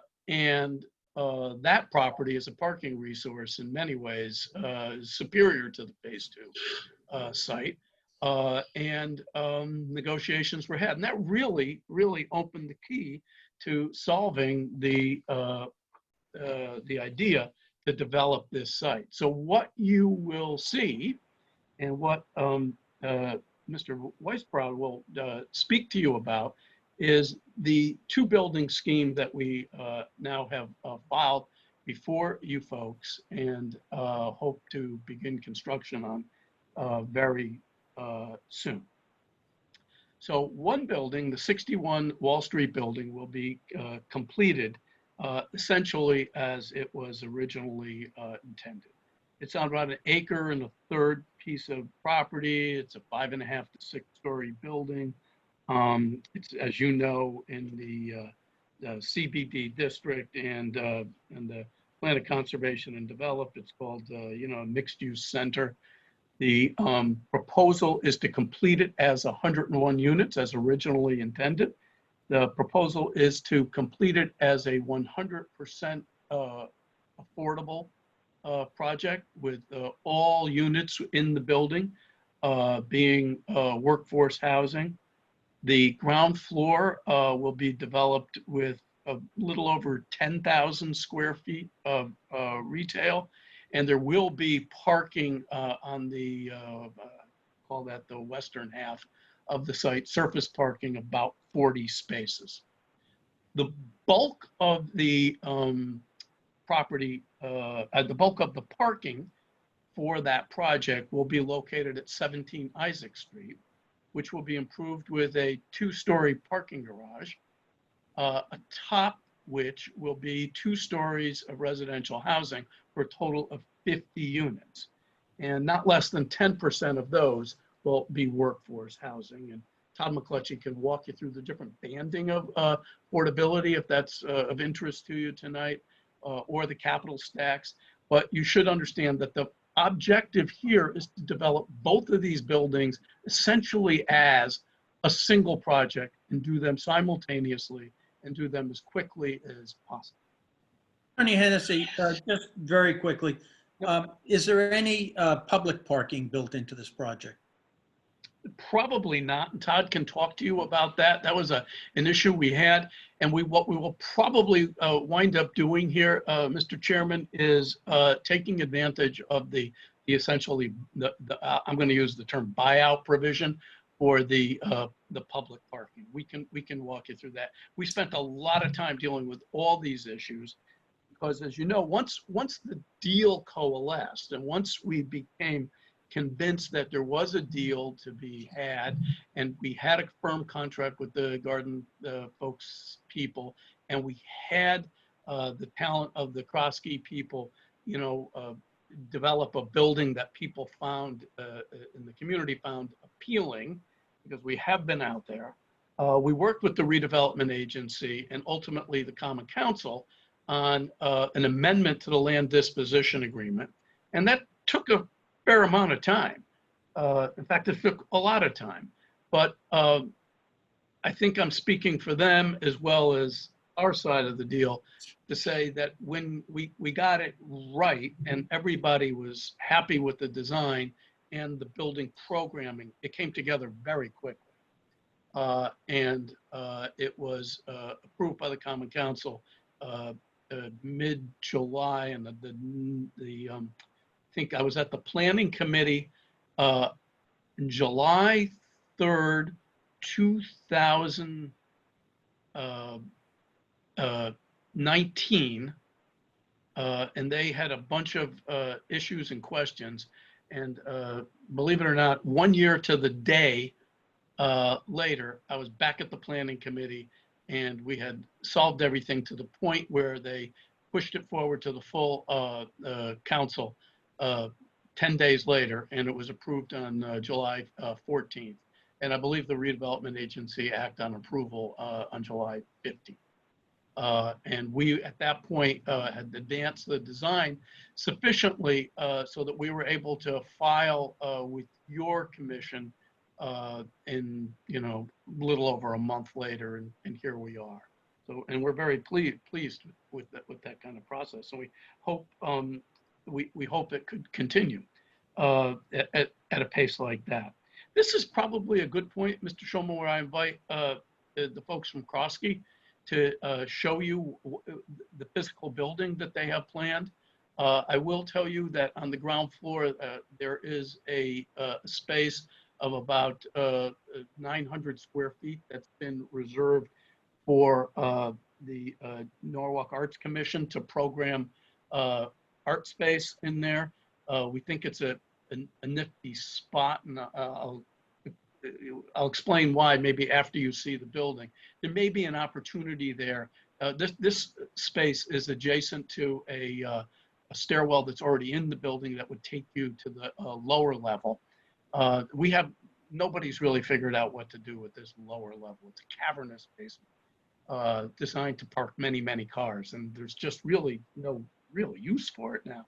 But there's no people more creative than our creative people, than artists. So maybe if there's a way to live in the ground floor space and think creatively about the lower space, we'd be all ears for that. At any rate, Michael, is this a good time for you to grab the microphone and take the commission through this building? Sure. Thank you. Good evening, everyone. My name is Mike Weisbrod. I'm a principal at Kroski Architects. I'm going to attempt to do a screen share here, so bear with me. All right, can everyone see the screen? Yeah. Okay. Mhm.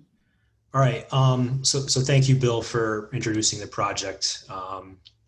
So moving forward, I'm going to be referring to each of these sites as north and east. 61 Wall Street, the partially constructed building, also known as the Tyvek Temple, I'm going to be referring to as the north phase, and the east phase being 17 Isaac Street on the site of the Garden Cinema. Our site plan, really not going to go into too much detail here. We just have our first floor plan of each of the buildings superimposed onto the site plan as well as our zoning table. We can come back to this if there are questions. Figured tonight would just kind of be a cursory review of the design.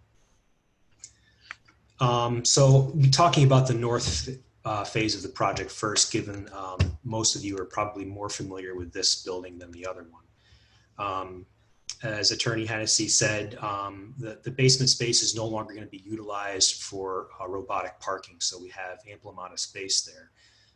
So we are envisioning the creation of some additional amenity space that was not realized within the original plan, about 4,000 square feet down there for some sort of amenity space. Moving up to the first floor, this first floor is, I apologize. Can you go back to that last one? Sure. Why can't you use some of that unoccupied space for parking? So the original plan was designed as a robotic system. So instead of a conventional ramp system, which would take you down, you would drive onto a lift, you would exit your vehicle, and the system would basically take your car and move it down into a slot within the basement. We did not feel that system would be successful here, given its unfamiliarity and the lack of density. So there wasn't quite enough room to install a conventional ramp system in this basement. So that, with the RoboPark really no longer being in play, that nixed any plans of being able to do parking within the basement. Thank you.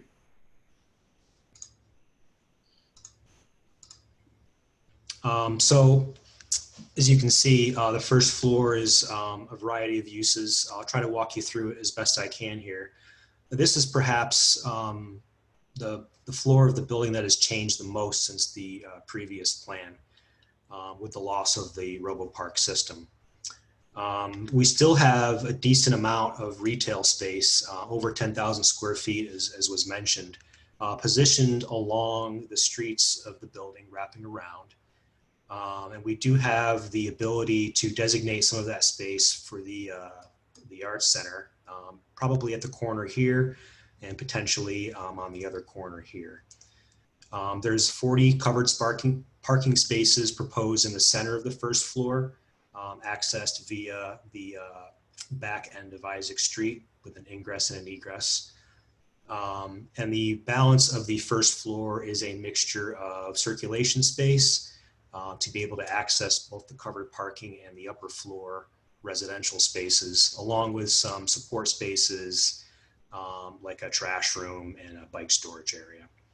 But the primary entrance of the building being on Wall Street, you have a through block arcade that will access the covered parking as well as the upper floors, as I mentioned, and a similar arrangement on the back side of Isaac Street with a through block arcade both to the parking and the upper floors. Moving on to the second floor of this building, it's primarily residential. There's a double loaded corridor that kind of mimics the street flow below, and the back side of the building is envisioned as a rooftop patio, as was the previous plan, about 13,000 square feet. So a decent amount of space for residents to enjoy the outdoors. And there's also a community center located on the northern part of this rooftop patio and a fitness center. The balance of the second floor, along with the third, fourth, fifth, and sixth floors, are all residential units. And there are 101 in total, and the quantity and mix of which are exactly as they were with the previously approved plan. So I'd like to talk next a little bit about the exterior design of the building. Along with the basement and first floor of this building being changed, the other significant change that we wanted to work on was the aesthetic of the building. So you'll see some materiality changes if you're familiar with the old previously approved plan versus this one. I'd like to first talk a little bit about the view from Wall Street. This part of the building, we wanted to take a little bit of extra attention to, given the fact that it did front on Wall Street, being in the historic district. We wanted to be sensitive to the surrounding context. So we work closely with planning staff as well as another local architect and historian to make sure that we were confident in our design, that it was historically appropriate and that it was contextually appropriate. So the primary material proposed here is traditional brick, which also you'll see on the neighboring buildings. Traditional double hung windows with masonry sills and lintels, and also starting to wrap the corner onto Isaac Street. Beginning on Wall Street, there is a series of retail storefronts, as you saw on the plan, that kind of march along the building down the street. For continuity, we're proposing some awnings above those storefronts that will be able to showcase the retail branding and signage.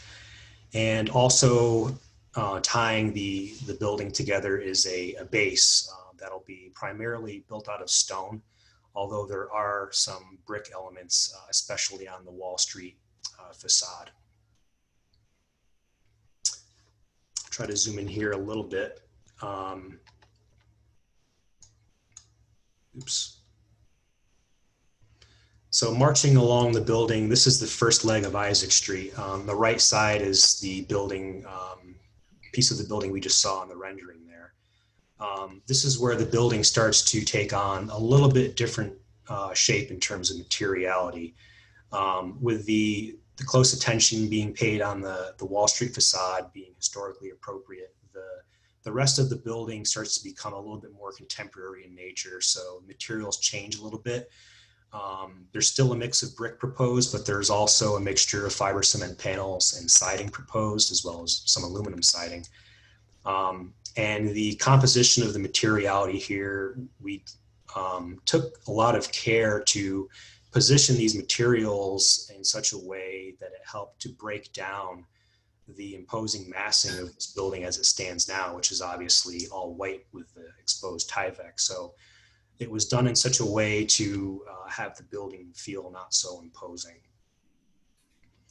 And another thing I'll mention briefly here that I'll conclude my presentation with is these displays that you see here under these awnings. We incorporated some streetscape displays in the areas that did not have retail storefronts behind them. There's actually the covered parking behind these areas, but in an effort to keep the streetscape as active as possible and visually interesting, we are proposing some displays to maintain a continuous streetscape here. And you'll see this on the next building as well.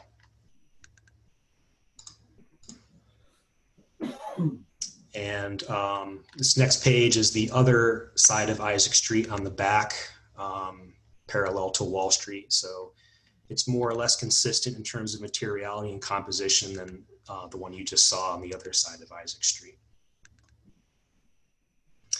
I also have a material board here. If there are questions, we can come back to this. But again, as I mentioned, the proposed materials are a mixture of brick, fiber cement siding, panels, and aluminum siding. And the last thing I'll cover here before I start talking about the next building are some things that we're exploring with regard to the north phase. Obviously, you know, the building has sat as an eyesore for quite some time, and we're certainly cognizant of that. So we are exploring ways to make it not so much of an eyesore as soon as we're able to begin construction. So showing a few examples of what other folks were able to do with screening the building or a construction site with some visually interesting renderings. So in some cases, they're showing the final renderings of the inside of the building. And in this case here, they're actually showing a life-size photo representation of this building that is actually being constructed. So we are investigating that just as a way to eliminate the eyesore as quickly as possible. So I'll start talking about the East project a little bit now. As Attorney Hennessy mentioned, this is the majority of our parking is located here. We have 156 spaces total. It's a fairly straightforward arrangement. We have a double loaded aisle, 2 of them that are inclined to able to get from landing to landing, which are on either side of the building. We have a residential lobby located on the corner, so people, residents will be able to access the upper floors, as well as people parking will be able to access the street. From a parking standpoint, it's pretty simple. You can go into this if there's questions later. And the upper floors of this building are additional apartments, 50 in total, 25 on each floor. A mixture of 1-2 bedroom units, as well as a few studios. And there are also some additional support spaces and amenity spaces located within the core of this building. And a few of the units on the 3rd floor actually have some balconies. And there's also a 3,000 square foot rooftop patio being considered on this building as well. So it'll have that rooftop amenity space just like the other building will.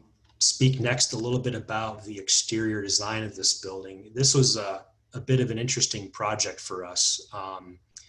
One thing we did not want this building to read as was a residential building plopped on top of a parking garage. So we took great care to do our best to create a cohesive design as possible. So this read as a building in and of itself, and also something that would complement the building across the street. So what we ended up doing here was aligning our windows, our fenestrations on the upper floors of the apartments with openings for natural ventilation for the garage, as well as some additional displays along the streetscape. The other thing we try to do here that tied this together was to introduce setbacks of the upper floors. So as you can see on the back, these niches relate to the exposed structure of the parking garage and kind of carry a rhythm through the building. And the other thing that these setbacks on the upper floors did for us, as you can start to see in this bottom rendering, was that it provided some buffers between this new building and the neighboring structures. I'll try to zoom in here a bit. You can see this neighboring house on Isaac Street is obviously a little shorter than our proposed building. So you can see that the upper story massing here is set back to, again, provide a little bit of a buffer to this neighboring structure. And the same thing occurs just around the corner on this side of the building as it faces 19 Isaac Street. And just to quickly talk a little bit about this top rendering. This is how you would experience the 2 buildings as you would come down Isaac Street from Wall Street. There would be a number of trees and, you know, a brick lined curb, but we're not showing that just so you can see the building.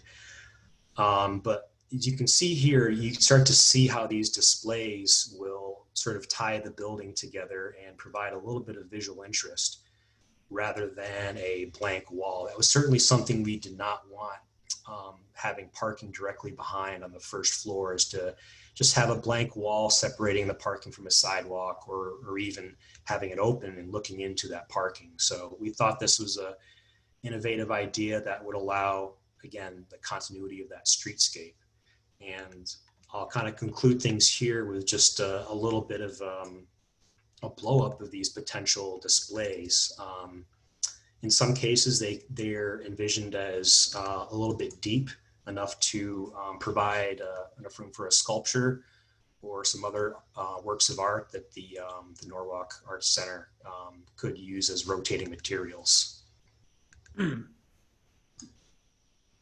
Again, they are proposed both on the east building and the north building along Isaac Street. So that concludes my portion of the presentation. I'm happy to answer any questions anyone may have, or I can turn things back over to Attorney Hennessy or Todd. Could you take us back to the picture of the Tyvek Palace? I apologize for referring to it. That. Yes. Now, in the actual rendering of the building that you showed, the back of the building on Isaac Street steps up to what looks to me to be 6 stories. Correct. While the Wall Street facade seems to be 5. And yet that doesn't seem to be reflected in that again, if you can go back to where you were. Yep. I'll go to the rendering. Not the rendering. Yes. There. Okay. Yes. It doesn't seem to go up to a 6-story back there. Are you going to be pushing the building up, or am I missing something visually there? You picked up on something good. So right now, only part of the north building is constructed above the podium level. The previously approved plan included 5-story massing along Wall Street and the first leg of Isaac Street, and it did jump up to 6 stories on the back leg of Isaac Street, which we are including in our design as well.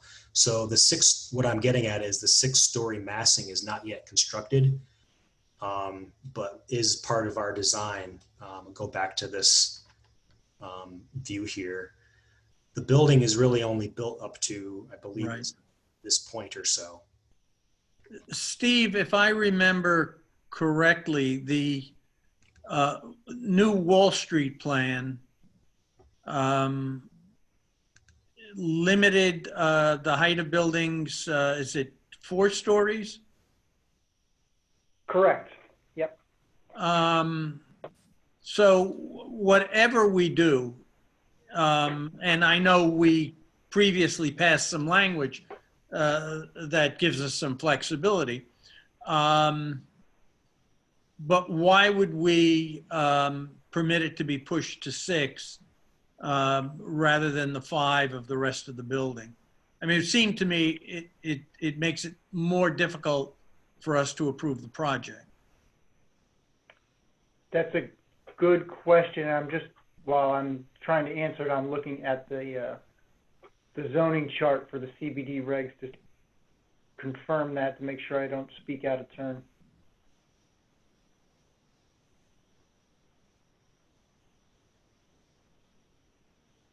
Yeah, let me think about that one a little bit, and I'll circle back on that. If that's okay.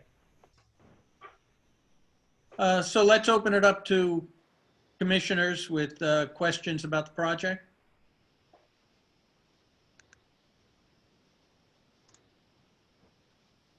In the amenity space that you were showing in the basement, are you considering that space for folks to possibly using while work? I imagine the workplace as everyone's, sort of encountered is sort of changing, and people working remotely is probably going to increase. Are you considering space for folks to have, go work, private space down there and things of that nature? That is a potential use. We haven't pinned down a specific program for that amenity space. That is one potential use. Could you expand the amenity space if you wanted to into that basement further? Or is that sort of unusable at that point where the wall is? It would be possible to expand it. There is a decent amount of unused space down there. Cool. Thank you. Michael, can you describe the floor to ceiling height down there and the challenges to using that basement space? Sure. I'm going to actually pull up a building section, if you'll bear with me.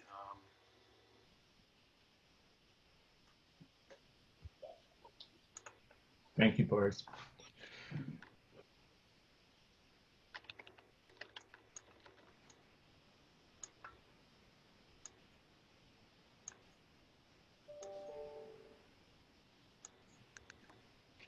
All right, hopefully everyone can see the screen here. Zoom out a little bit. So this is a building section that we did include in our submission that I didn't present tonight, but perhaps it would have been a good idea. So you can get a sense of the floor-to-floor heights of the upper floors. They're pretty standard. But when you get down into the basement, because this basement was envisioned as actually 2 levels of robotic parking that would be stacked on top of another, there's a very large floor height down here. And go back to the plan briefly. You see the center area here is actually basically a deeper pit that the robotic mechanism was recessed into and kind of slid along. So it's even a little bit deeper there. So very high ceilings is a short answer. No windows, correct? Michael? Pardon? No windows, correct? No windows, correct. Right. And not designed to be heated occupiable space. So there are challenges to using it, which is why it's frankly become a head scratcher for us. But it is a resource. And if we could figure out how to make it usable, we would definitely entertain ideas.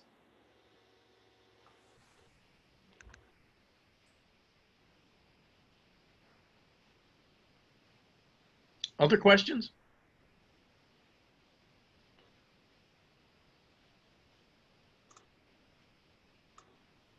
Just have a curiosity question. Is all of the structure that's covered in tieback, is that like still good and usable? Yeah, so a lot of the framing is still usable. There does need to be some limited replacement of some of the installed materials, but a lot of the framing is salvageable.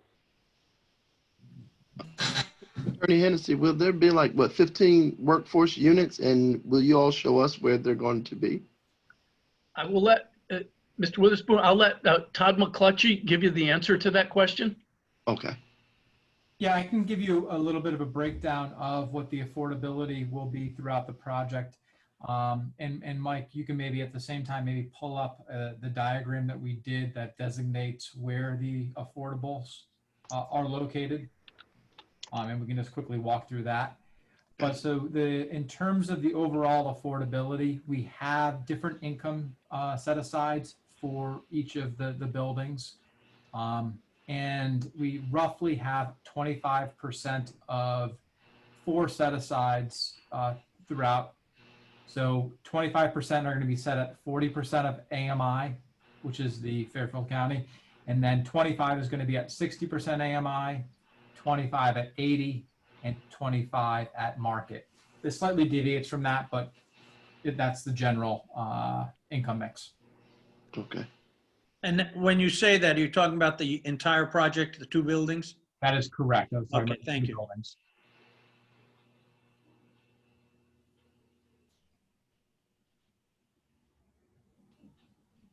Bear with me, I'm going to pull up these plans here.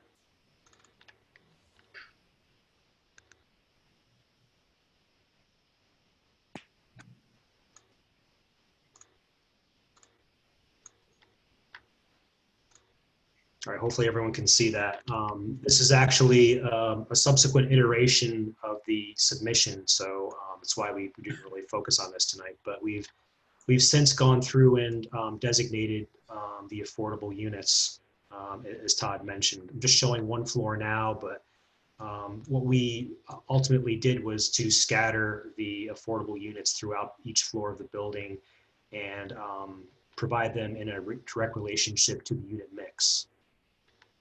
So as the So you'll see that as part of your next package, and we'll provide this and we'll designate where each of the affordables are located, and they are dispersed throughout the properties to make sure that they're evenly balanced amongst 1, 2, and 3 bedrooms, as well as the buildings themselves. Okay.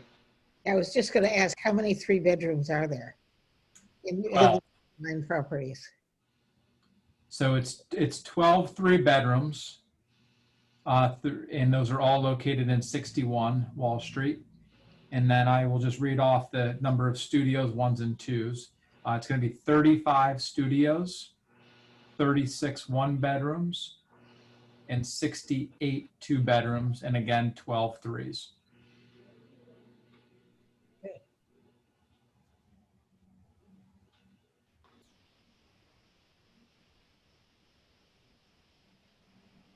Have you determined how many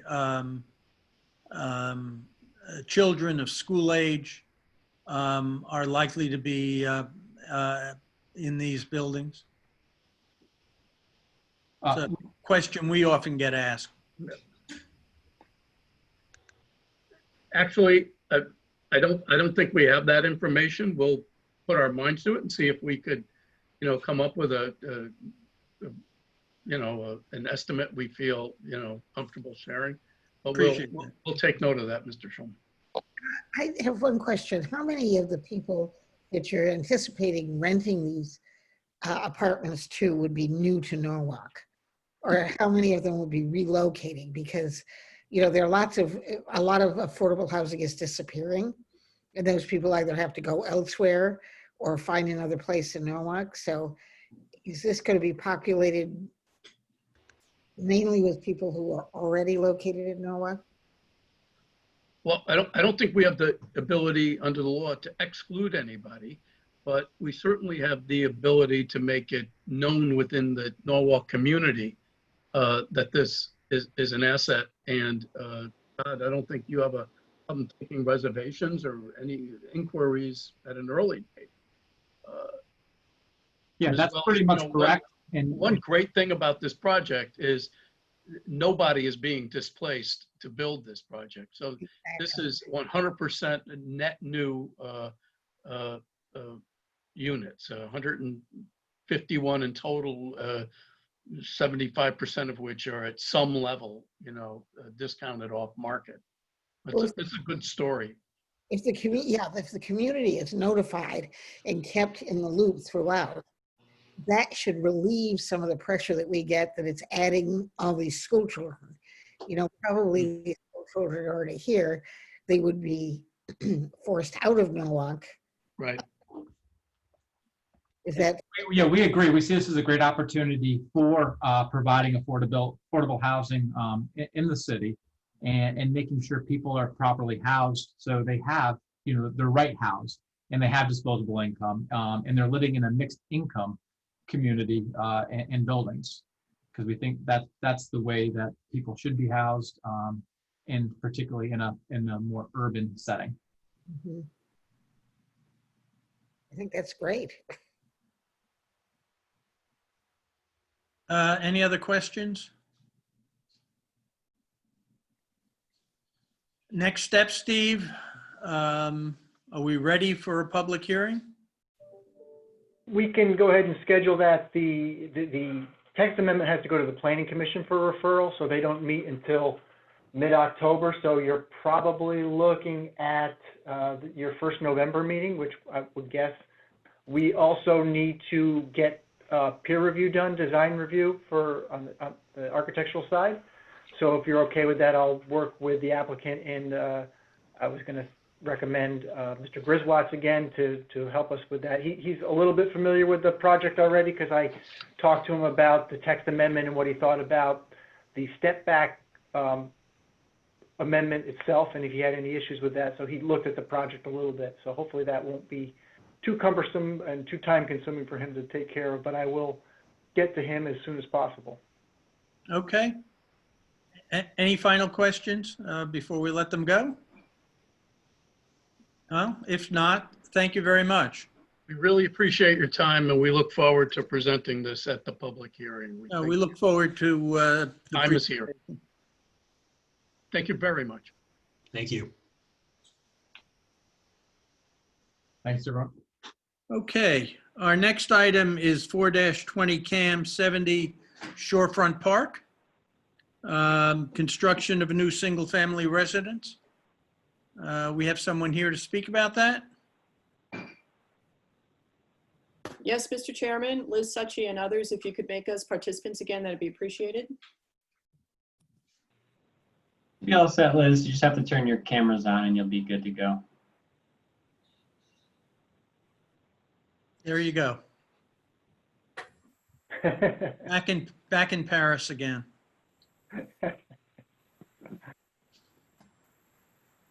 Liz, you're muted. I'm sorry, pardon me.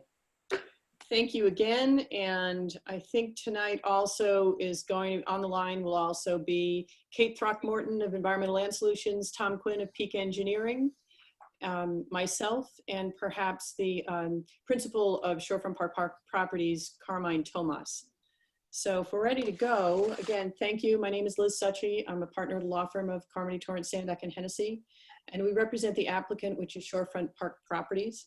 This is an application for coastal area management review short form for a single family dwelling at 70 Shorefront Park.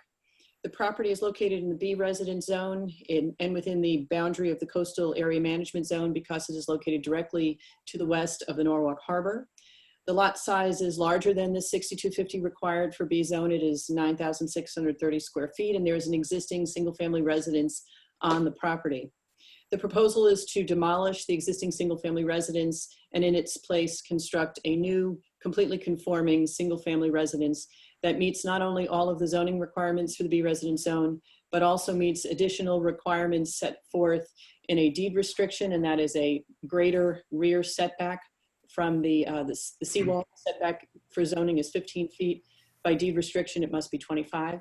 And there is also an additional side yard setback along the northerly property line that is required by virtue of requirements of the Shorefront Park Association. Instead of a 6-yard setback on that northern line, it needs to be 8, and that is met as well. The structure complies with all of the requirements of the B residence zone, as I indicated before: lot size, frontage, setbacks, coverage, building height, and number of stories. Just by way of housekeeping, all of the abutting property owners and those across the street were notified of the submission of the application per your regulations on August 14th by certificate of mailing, and those certificates were provided to staff the same day. In addition, the proposal meets the minimum FEMA flood requirements for finished floor elevation. The minimum FEMA flood at this location is 11, and the structure will be more than 12. So it's FEMA flood elevation 11 plus the required 1 additional foot plus a little more. All work will be landward of the coastal jurisdiction line, the mean high water line, and no variances were required in connection with this application. I think we have Kate is up with her site plan, and if Kate, if you'd like to walk through the site plan and describe the coastal resources, coastal policies, that would be fine, and then we'll follow up with Tom Quinn and then also Dennis Peters, the project architect. Kate? Sure. Hello, good evening. For the record, Kate Throckmorton, licensed landscape architect with Environmental Land Solutions. I'm going to try to share my screen. Hopefully, let's see. There we go. This is ELS's planting plan, which complements Tom Quinn's site plan and also complements my CAM report. The ELS group prepared the CAM report along with this planting plan. The primary coastal resources on the site include tidal wetlands, which occur on the eastern portion of the site. And as Liz had mentioned, the coastal hazard area. There's 2 VE and AV zones that occur on the property. There's also an adjoining tidal resources that include intertidal flats and shorelands. This project, which is highlighted in color on this plan, includes a replacement of shade trees along Shorefront Park. There is an existing Norway maple that will be replaced by a large oak tree, native tree. We're also going to be planting along the shoreline where the seawall is, which includes native grasses, shrubs, and some screening. And there's also going to be a rain garden that Tom Quinn is going to talk more about in detail that runs along the seawall, as well as in the front. The rain garden is also going to be planted. We believe that this plan is suitable and is consistent with the coastal policies, primarily because all the activities occur within a presently developed area and with the best management practices, including in Tom Quinn's plan. We do not anticipate any disturbance in or on the tidal coastal resources. There will be no encroachment on any of them. The property is presently served by water and sewer and will continue to be with this redevelopment. And as Liz said, the new building will replace the existing building and will be raised and in conformance with all the flood standards for the building codes. And Liz, I don't know if with that, if you want to turn it over to Tom to go over the site plan. Sure. As Tom's getting ready, I just would want to indicate that all of the required Code Enforcement Administration Committee sign-offs have been secured, and that was Department of Public Works, Water Pollution Control Authority, and South Norwalk Electric and Water. In addition, the Harbor Management Commission reviewed the proposal at its meeting August 25th, and a recommendation of approval was issued and sent to Mr. Kleppen or Mr. Baker, and those should be in your file as well. So at this point, I'd like to turn it over to Tom, and he can talk to you about the stormwater management system that's proposed and compliance with FEMA flood requirements. Tom? Yeah, hi, my name is Tom Quinn. I'm with Peak Engineers, and I am a licensed professional engineer registered in the state of Connecticut. I'm going to share my screen if that's okay, Steve. Yeah, go ahead.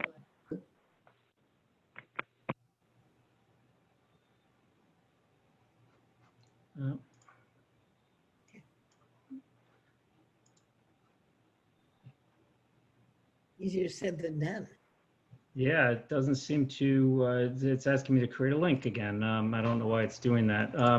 Well, Tom, are you linked into the video? Yes, I am. Okay. Because we're not seeing you. Yeah, the host, it says that the host has me stopped. I don't know why. Kate, if you want to put your plan back up, though, I can. You can just point to what I'm talking about. Sure. Oh, here I am. Oh, okay. Hold on. I'll go out. Try that again, Tom. Alrighty. Can you guys see that? Yeah.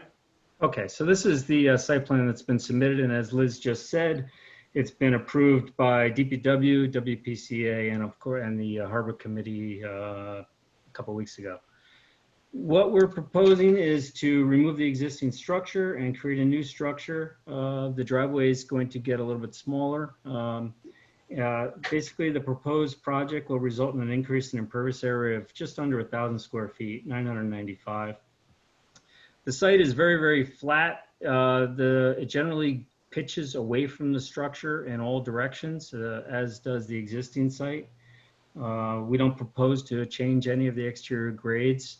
And so what we're going to do to mitigate the increase in the water is, as Kate mentioned, we're going to place a rain garden in the front portion of the property right here, and that will capture the water from the driveway. And we have 2 rain gardens in the rear of the property, which will capture portions of the dwelling and the patio here. The remainder of the building will discharge at points around like this, which will down onto splash pads and then be absorbed in the soils. We did do soil testing, and what we have is bank run sand and gravels right below a thin topsoil layer, and we did perk testing, of course, and the perk rate was very high. These 3 rain gardens have all been designed for the water quality volume from those contributing areas. And so the best management practices that we're talking about to meet the City of Norwalk Drainage Manual, the current drainage manual from 2017, are, as we mentioned, maximizing the infiltration to the great soils that have high infiltration rates. We're going to place these 3 rain gardens, which will have some bioretention and uptake, and of course, treat some of the water as it sits for about 12 hours and then is absorbed into the soils. And then, of course, we have the rest of the water, which will be spreading out onto the ground and be absorbed by the soils. as I mentioned, this has all been conforms to the City of Norwalk Drainage Manual. And the construction also involves standard practices for erosion controls. We're going to place double row of sill fence all along the seawall here. We've got a construction entrance that's going to go in this location. And of course, sill fence along the front and sides of the property. So I think that's pretty much that. If anybody has any questions.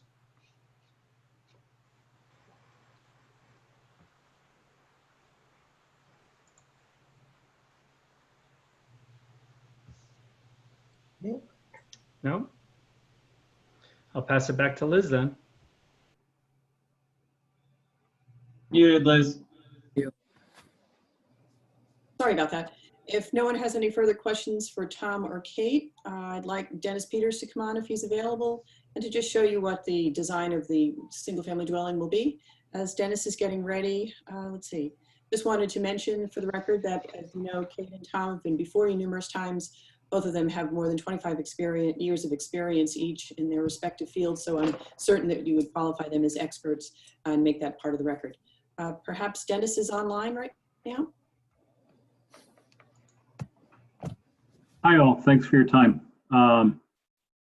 Let me, if I can, 1 second.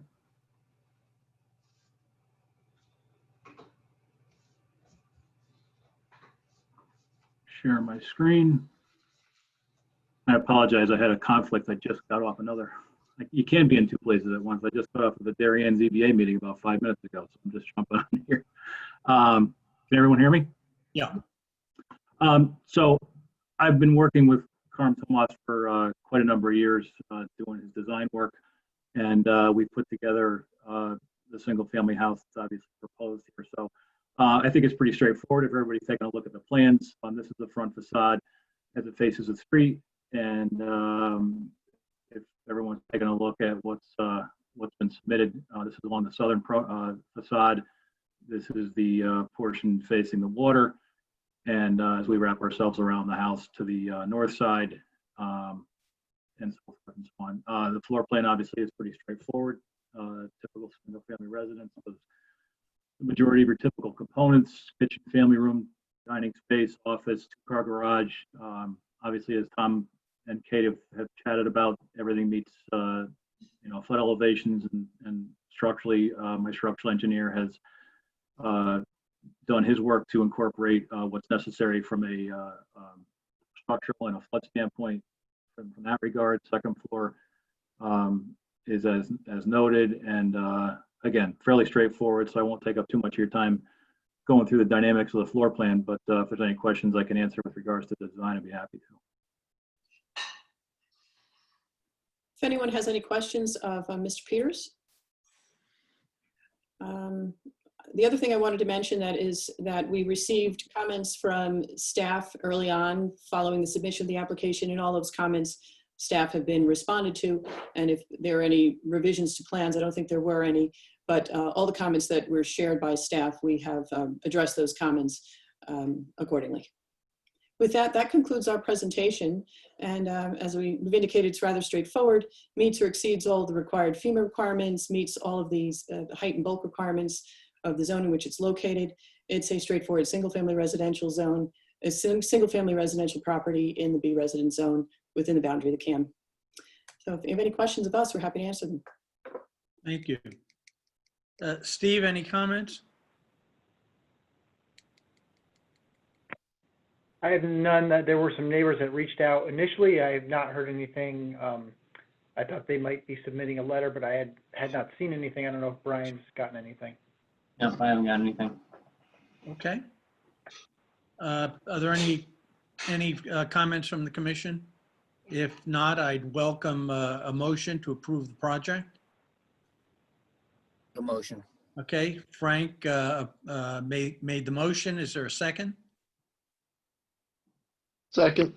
Okay, Michael seconded. Any questions about the motion? All right, then let's go to a roll call vote. Brian, do you want to do that? Sure. Mr. Schulman? Yes. Mr. Rowena? Yes. Mr. Witherspoon, Yes. Mr. Mancini, Mr. Johnson, Yes. Mr. Cantor, Yes. Ms. Wells, Yes. and Mr. Goldstein. Yes. Okay, project is approved unanimously. Thank you. Thank you.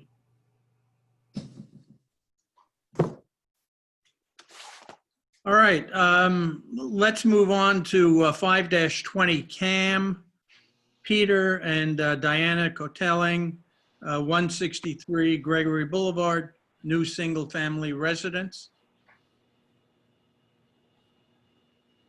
I apologize if I mispronounced the name.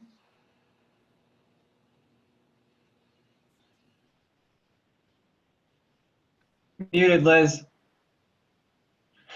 Sorry, I'm sorry.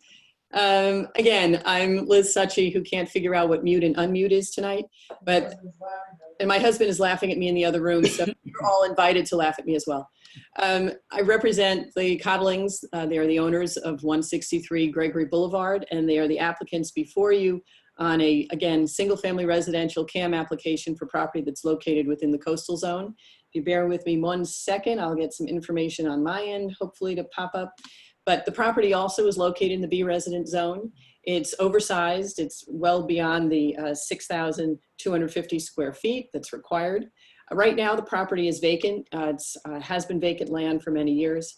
And the coastal resource that abuts it is the Charles Creek, for those of you who've been down Gregory Boulevard. If you travel towards Shore and Country Club, you'll see this property on the left side as you travel towards Shore and Country. Mr. and Mrs. Codling propose a single-family residential structure, and it meets all the requirements, once again, of the B resident zone: lot size, frontage, setbacks, height, building, number of stories, parking behind this front setback. Administratively, just for the record, we've advised all the abutting property owners and those across the street of the submission of the application on August 17th, and those certificate of mailing forms were also sent to the zoning office. Hopefully those made it to the file.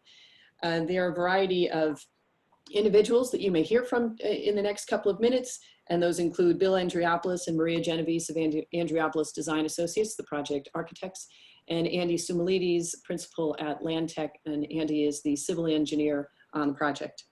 The property, the FEMA flood elevation zone is elevation 12, so the finished floor elevation of this structure is at 12 plus, meeting all the requirements.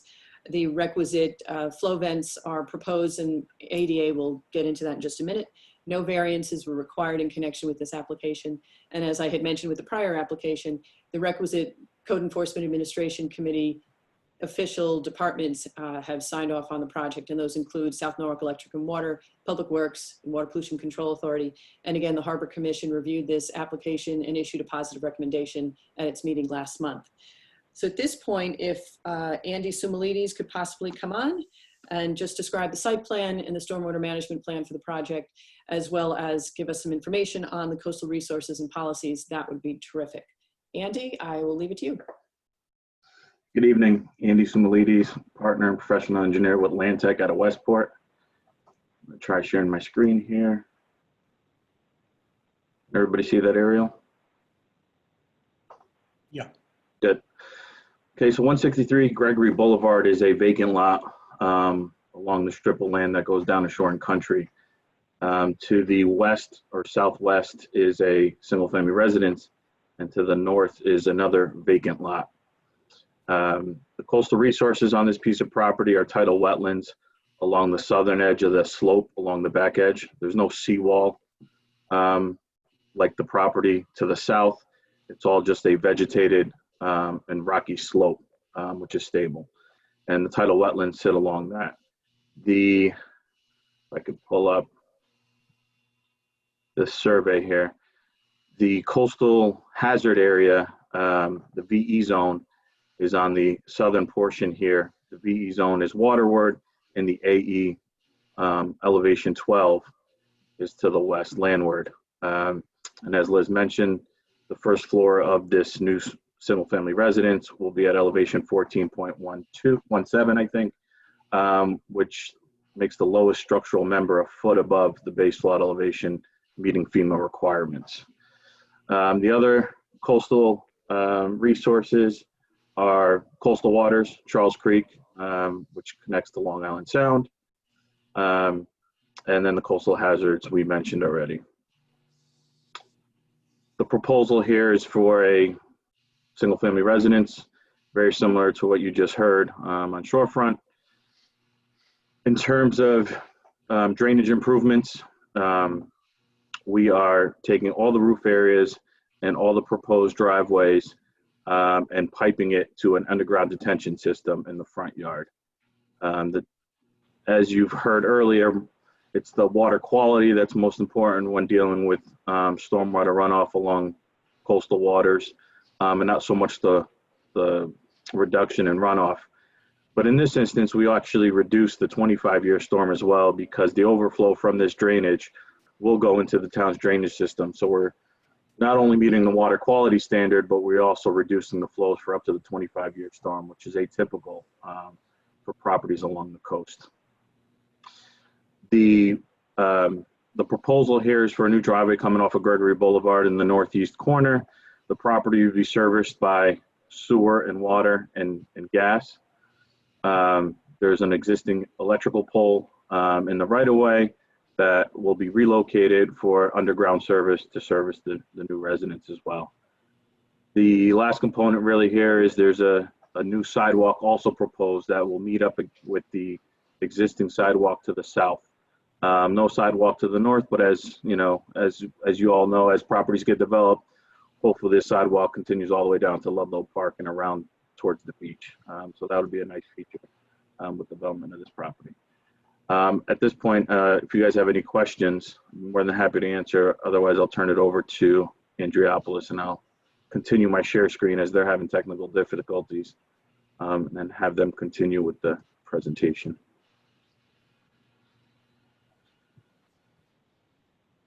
Any other questions for Andy while he's getting the ADA plans up on screen? Okay, hearing none, we'll wait for Bill Andreopoulos and or Maria Genovese to come. Hi, Maria Genovese here. I think Steve has to allow my screen to be shared. It's telling me that the host has it blocked. Go ahead, Maria, you should be able to do it. Great, thank you, Brian. We are proposing a new single family house, as Andy mentioned. I'm gonna try and share our screen real quick and see if it will allow me to do it. We're having a little technical difficulty with the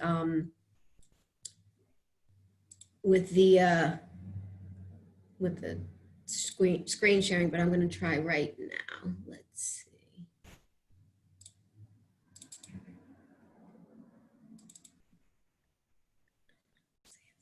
Open real quick.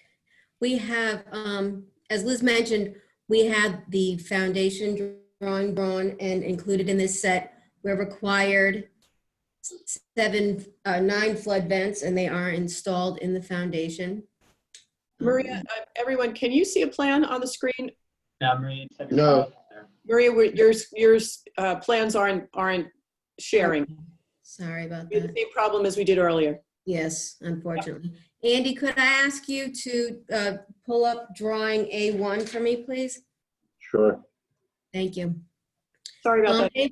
That's okay. Sorry about that. A1 is our first and second floor plan, and I'll just quickly walk you through it. The first floor has a 2-car garage on the right-hand side with access to the house through a mudroom. And we have a covered front porch on the right-hand side.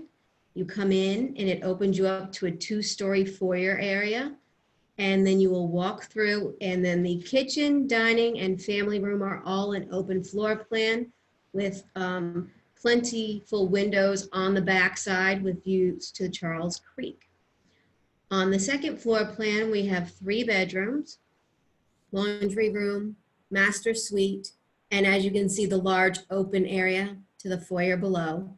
There's a walk-up attic to, there's a walk-up stair to an unfinished attic at this point. And if Andy, if you could, I could ask you to switch to drawing A3. I'll show you the front elevation. It's a traditional, it's shingle style exterior, very reminiscent of the traditional houses along the coastline, with casement windows that have divided grills. And we have a dormer in the front, and we have a dormer on the rear as well to give some character and break up the large mass of the main gable roof. Also at the back, we have a covered porch for the continued views of Charles Creek. If anyone has any questions, I'm happy to answer them, but I want to try and keep this brief as I know you guys have had a lot to listen to this evening. Thank you. You're welcome. Anyone has any other questions for Andy or Maria?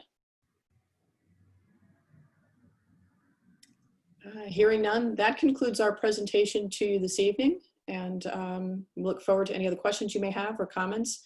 There were some inquiries of us by a neighbor to the south and another neighbor across the street. I know Andy Sumalides spoke directly to the neighbor across the street, answered that neighbor's questions, and as did the property owner with respect to the neighbor to the south. So inquiries were made of us, we responded accordingly, and I also think that any comments raised by staff, we've addressed those as well. So other than that, we have nothing further to add. Okay. Steve, comments from staff? Not I. Brian, I don't know if you have anything. No. Okay. No. If not, any other questions from the commission members? All right. If not, can I have a motion to approve the project? So moved. Okay, Michael approved, and Frank seconds. Let's do a roll call. Sure. Mr. Schulman? Yes. Mr. Witherspoon? Yes. Mr. Johnson? Yes. Mr. Cantor? Yes. Ms. Wells? Yes. Mr. Rowena? Yes. Mr. Mancini? And Mr. Goldstein? Okay, it's unanimous. It's approved. Thank you. Liz, you're muted. Thanks all. Have a good evening. Take care. Have a good night. All right, the final action under review and actions on new applications, 5-13 CAM, 280 Wilson Avenue, request for extension of CAM approval. So there's no one here to speak on this. It was requested by attorney Adam Blank. I can kind of run through it for you guys if you want. Essentially, they're asking for an extension of a CAM approval dating back to 2013 for a single family house on a lot that's just south to the Sono Ice House. I can show it, I think, here. So if you can see this, this is the lot with the Sono Ice House on it. And here is the proposed house. So with how the statutory timelines work, they've already been granted two. Brian, we're having trouble hearing you. Oh, sorry. Any better? Yes, much better. Okay. So they've already been granted 2 extensions. And then how the statutory timeframes work with the governor's executive order extending deadlines. They are pretty much at their deadline pending an extension approval by you guys. Again, we're losing you. And that's my laptop. They're at their extension deadline. So should you guys approve this, obviously they can go forward and get their new zoning permit and building permits. If you were to deny it, then they would have to reapply for CAM. Brian, have any of the regulations relative to this approval changed in the last 7 years? Not that I'm aware of, just because the CAM I don't think there's been any changes to any CAM regulations over. Again, we're having trouble hearing you. I don't think so, Lou. I don't think there's been any changes to the regs. Why Why are they asking for this after 7 years? That's a good question. That was not answered. So if you want, I can reach out to Adam and have him present to you guys at the next meeting and carry this over. It's up to you. Well, I'm a little uncomfortable having had this run for 7 years.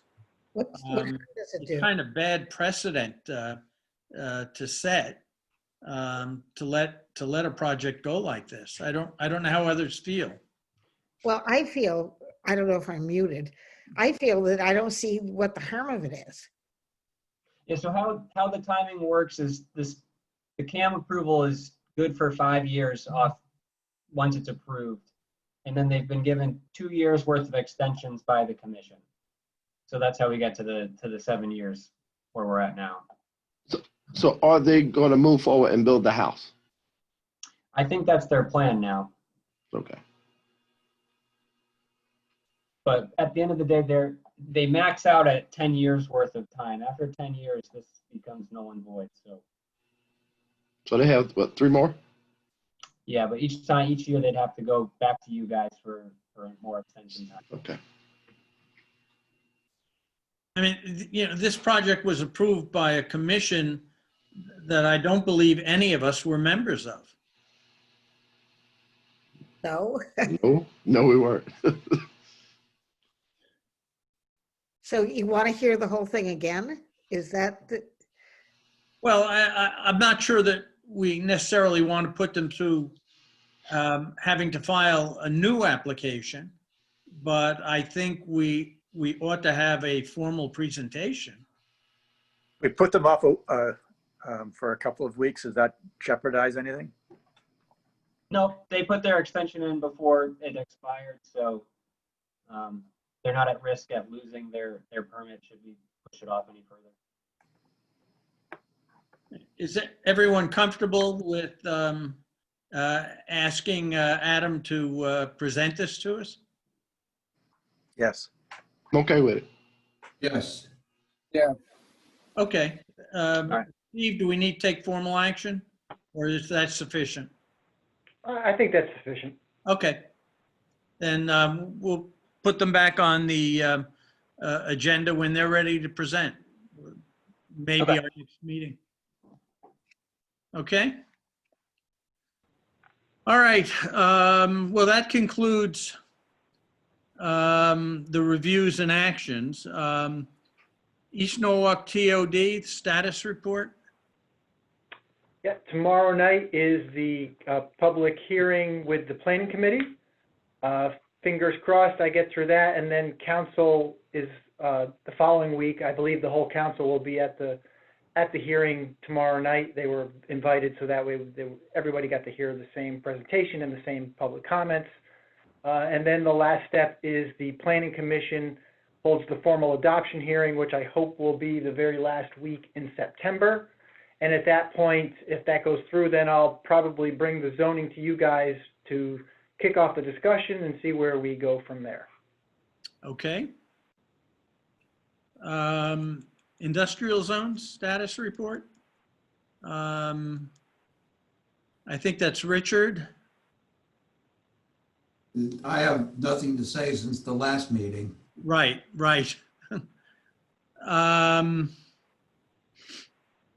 And the zoning regulation RFP.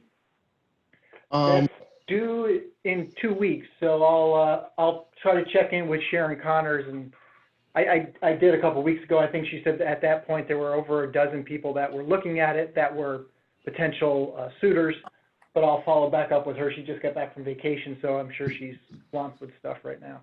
Okay. And there's one other update which isn't on the list here, and that is we were asked by the redevelopment agency to participate in the selection and eventually with the study. It's kind of a micro study that's looking at the immediate area of the South Norwalk Railroad Station. And I asked Michael to serve on that committee, and he can give a brief report of where that is. Well, last week we met and we interviewed 3 firms, and we basically decided on the one firm. I believe that was called what? VHB? That's right. It's a firm that several city agencies have used in the past. Yes. And apparently they are now, the redevelopment agency is negotiating with VHB. Yes. Okay, the approval of the minutes. Can I have a motion to approve the minutes of our previous meeting, September 3rd? Frank made the motion. Is there a second? Second. Okay, Josh seconded. Any comments on the minutes? If not, we'll move to a vote. I think we can just do it by acclamation. All those in favor? Aye. Aye. Aye. Are there any opposed? Any abstentions? Nick is abstaining. I believe that's because you weren't at the meeting. I didn't see the minutes. I think I was there, but I don't remember seeing the minutes. Sorry, didn't intend to embarrass you. No. It's that time of the year. We need to either re-elect or elect new officers. And I've appointed a nominating committee composed of Michael Witherspoon, Galen Wells, and Richard Rowena. I've chaired this committee myself a couple of times. Basically, it usually takes one brief meeting to come up with a slate of officers.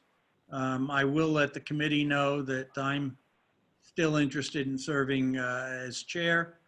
If anyone else is interested in the 3 positions, chair, vice chair, or secretary, you might let a member of the committee know.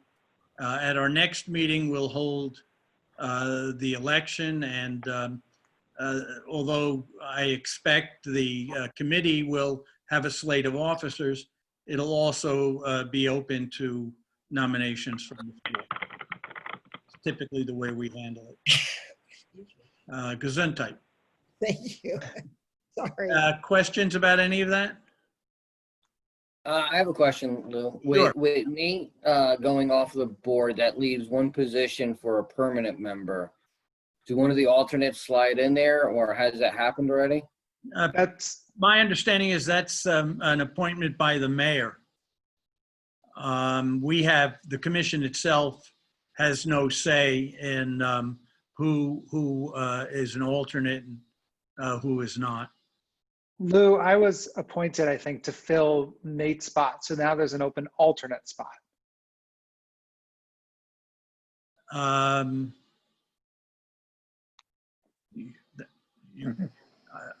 assume you're right about that. Yeah, I think that's Frank. I think that's it went through the council right after Nate retired. So I think there's just an open alternate spot now. All right. Congratulations. Thank you. I've had some medical issues. I just wanted to let you know. I apologize if I was sort of off my game this evening. Okay. Comments of the director? Steve, you're muted. You're either muted or we can't hear you. I'm blaming it's Liz Succi's fault. It's not anything to do with I have one item to go over with you quickly. We talked about a couple different times about outdoor dining and the cities being flexible about, the tents and letting things go onto the sidewalks. And obviously it's mid-September now, and where I live, we've already had 3 straight 40-degree nights. So the weather's changing. The restaurants want to continue with the outdoor dining, but those pop-up tents and the things you're seeing out there right now are not appropriate for the winter weather months. So we're working with our contacts at the state And when I say we, I'm talking about Health Department, Economic Development, and Fire Marshal, Building Department, about how we can do things on a semi more permanent basis, because those tents can't handle the snow load, so they can't be up there if we're going to get inclement weather, and they're not rated for any kind of outdoor heaters, so they, you know, it's not safe to go ahead and propose that. So we're working on that end. We've been approached by a couple of different individuals about working on some things on a more permanent basis, and I want to pull up what I'm talking about to give you a better sense. If I can find my browser, which is not showing up. Hold on one sec.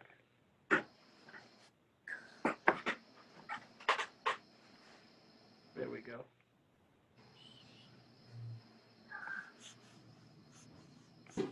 Okay, can you see that? Yeah. So this is Washington Prime. What they'd like to do, in lieu of having any kind of, you know, the smaller tents or umbrellas or anything like that, is to affix a permanent awning to the building, which is, you know, what's shown in the rendering here.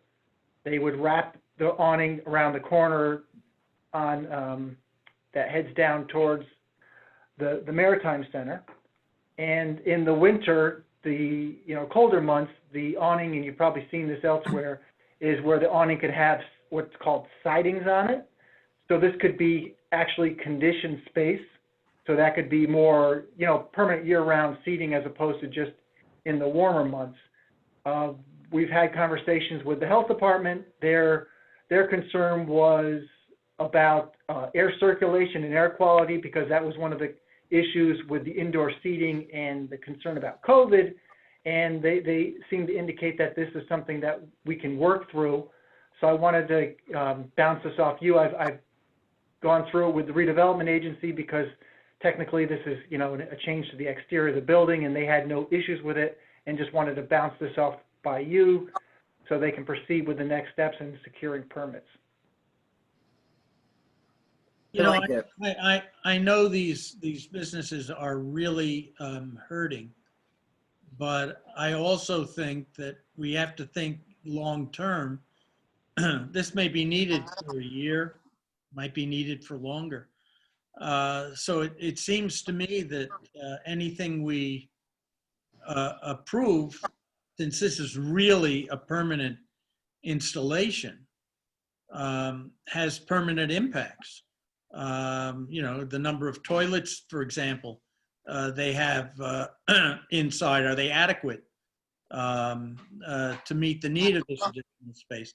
Aesthetically, is this the way we want Washington Street to look? You know, it might work here at Washington Prime, but on most of Wall Street, in order to, you know, because they have that brick wall, but in most of Wall Street, you're going to have to narrow the sidewalk if restaurants want to do something like this. So I think that the difference here is, I believe this is all on private property, so it would not be on the city property. I do have the owner, if you wanted to get some information from him. I think he's on the call, if that's okay. Can I ask a question? Is this in lieu or instead of indoor dining? So the indoors would still be closed? And this So it would be in addition to. In addition to. Well, I like the design a lot. I think it's popular in the city. It's popular in Westport and Wilton. I think in the summer months, those seats are already out there, so you're not adding any. You're just making them more. You could go further into the season, having that outdoor dining or semi-dining. Only have a certain capacity, you know. So in terms of, are there enough toilets and things like that, I don't think there's any concern, because indoors is not going to be 100% capacity either. You know, you probably won't have many more people in the space, right?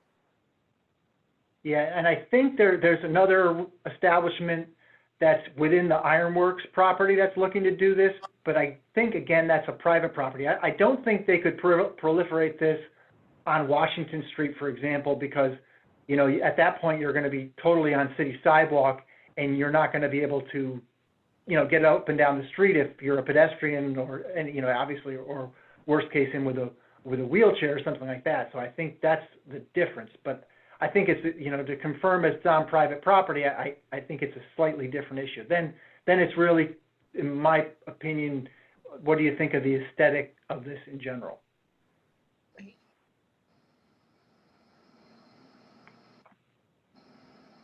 Are we talking about the aesthetics tonight or the concept of helping these people survive?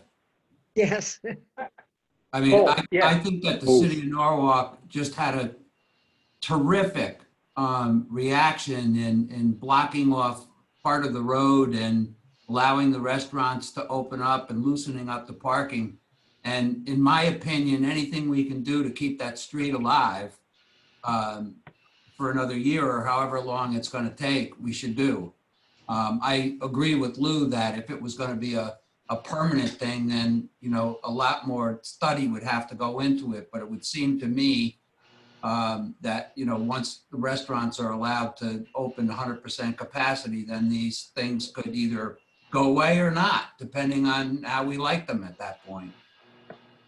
Yeah, I totally. I agree with what Dick's saying. I think this one is intended to be permanent, regardless of pandemic or not. Well, Steve, is what you're asking permission to continue the conversation with everybody involved? Do you want to pop on the property owner? I'd like to confirm make sure it's all on his property, because I think that changes the equation. But we can pop him on if you're okay with that. Sure. Yeah. Hey, Steve, can you hear me? Yeah, go ahead. Hey, guys, how are you? Thanks for your time. I know you guys have a really long night tonight, so thank you for the time. Yeah, it is. It's actually all on our footprint. So where that comes down, the one that's on the screen right now, to the right side there, that is still on our property line. So nothing infringes on the sidewalk or anything. Steve, I'll go back to my prior question. What is it you're asking us for? Well, so this is the first one that's come forward in this fashion. I know, as I mentioned, I know of one other one that's going to come forward. I don't know if it, like I said, the most of Washington Street, I don't think they'll be able to do this, but they might. So, I mean, technically you could say, is this a modification, of a former site plan approval that you'd have to vote on? That would be the only other action. And then you have to think about it from the design perspective. Mm-hmm. I speak up as a person who goes out in Norwalk a lot.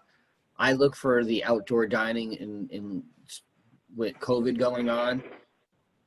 Steve was right. The last couple of nights it's been 40 degrees, so the traditional outdoor dining is wrapping up. This is a great alternative for the people who still want to sit outside but don't want to freeze to death. I think we got to give this a lot of serious consideration for A, helping our local businesses, and B, I think it gives an alternative to Norwalk that's not there right now, especially in that area, which is not as populated as it once was. I think it would help the Washington Street restaurants as well as restaurants throughout the city. So if they want to do something like this, I'd say we should, support them as much as we can, as Dick said earlier. Yeah, I think we got to use all the tools at our disposal here. And if this is one such tool, we should be encouraging this, responsible developments like this. Steve, I'd like to see a more formal presentation. I agree with that too. I'm not opposed to this, but I'd like to see a more formal presentation, and then we can vote as a commission. And we could do that sooner rather than later. We could do it at our next meeting. Yep. Okay. The next meeting is the 1st. Rob, does that work for you? Yeah, am I still unmuted? I'm sorry. I just want to make sure. No, you're on. Yeah, okay. Yeah, if that's what it takes, I appreciate whatever you guys can do. We're obviously one of the guys on the street that we're working all together with the restaurant folks to make this happen. As you know, yeah, we felt it dramatically in the past 3 nights already. There's just not going to be businesses that are going to survive. And, you know, this is our families and our livelihoods, and we're trying to do the best we can. We've had to spend thousands upon tens of thousands of dollars on PPP stuff this year, on PPE stuff this year. And, you know, this is going to be another $60,000 to do this. But it's what I need to survive and keep my staff and keep my staff's families going. And, you know, we will work however we can with, you know, I've talked to Deanna at the health department. You know, redevelopment actually already approved this yesterday. They're on board. So what we're trying to do is, yeah, if October is the absolute next date, then yeah, we'll take it.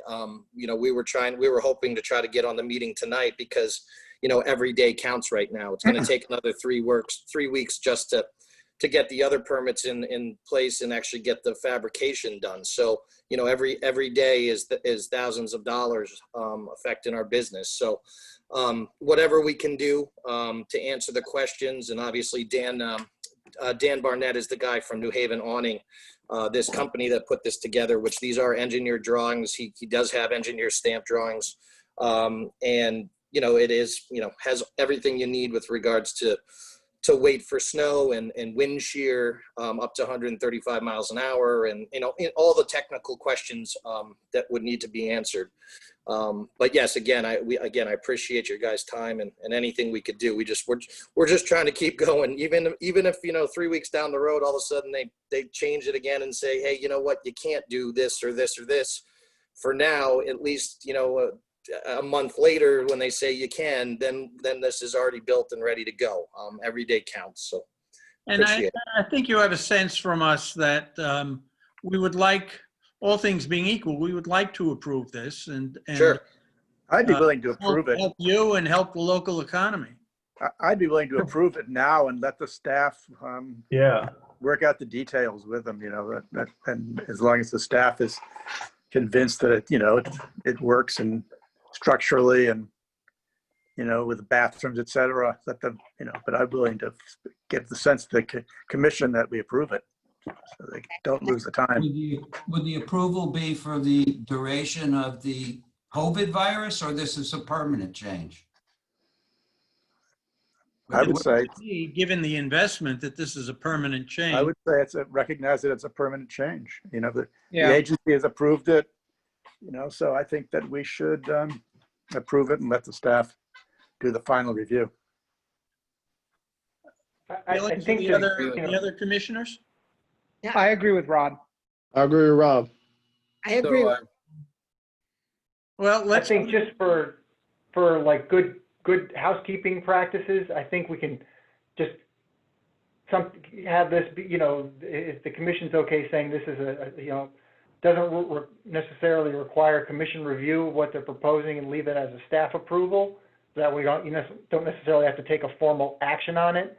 What we can do is, if we get more of these in the future, bring them back on a case-by-case basis to look at them to make sure you're okay with what they're proposing. I don't think we'll get a ton of these that are, especially some that are, you know, right front and center with a large, you know, viewable footprint. Steve, for businesses that want to do this kind of thing, so I'm not just talking about Washington Prime for a second, which, by the way, I live literally around the corner from there.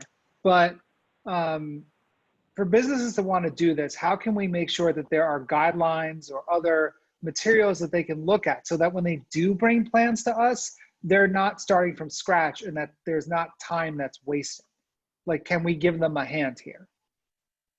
So the problem is that there is no guidance from the state on this, and we've been begging them to give us this for weeks now because we knew this was coming. We actually had a meeting with about 6 different agencies last week about the same issue because we're like, all right, it's getting colder, what do we do? And we know the restaurants want to keep going in some fashion, and they don't have any guidance on these type of structures because our biggest concern was how it's related to the governor's COVID guidelines, and those guidelines don't address this at all. So when you say the state, who are you actually talking about? Well, that's another problem because it's different agencies within the state who are sometimes looking at it differently. It's Department of Health and DECD. So DECD is more flexible, Department of Health is more conservative. Okay. Yeah. I mean, that's obviously a shame considering it is fall now.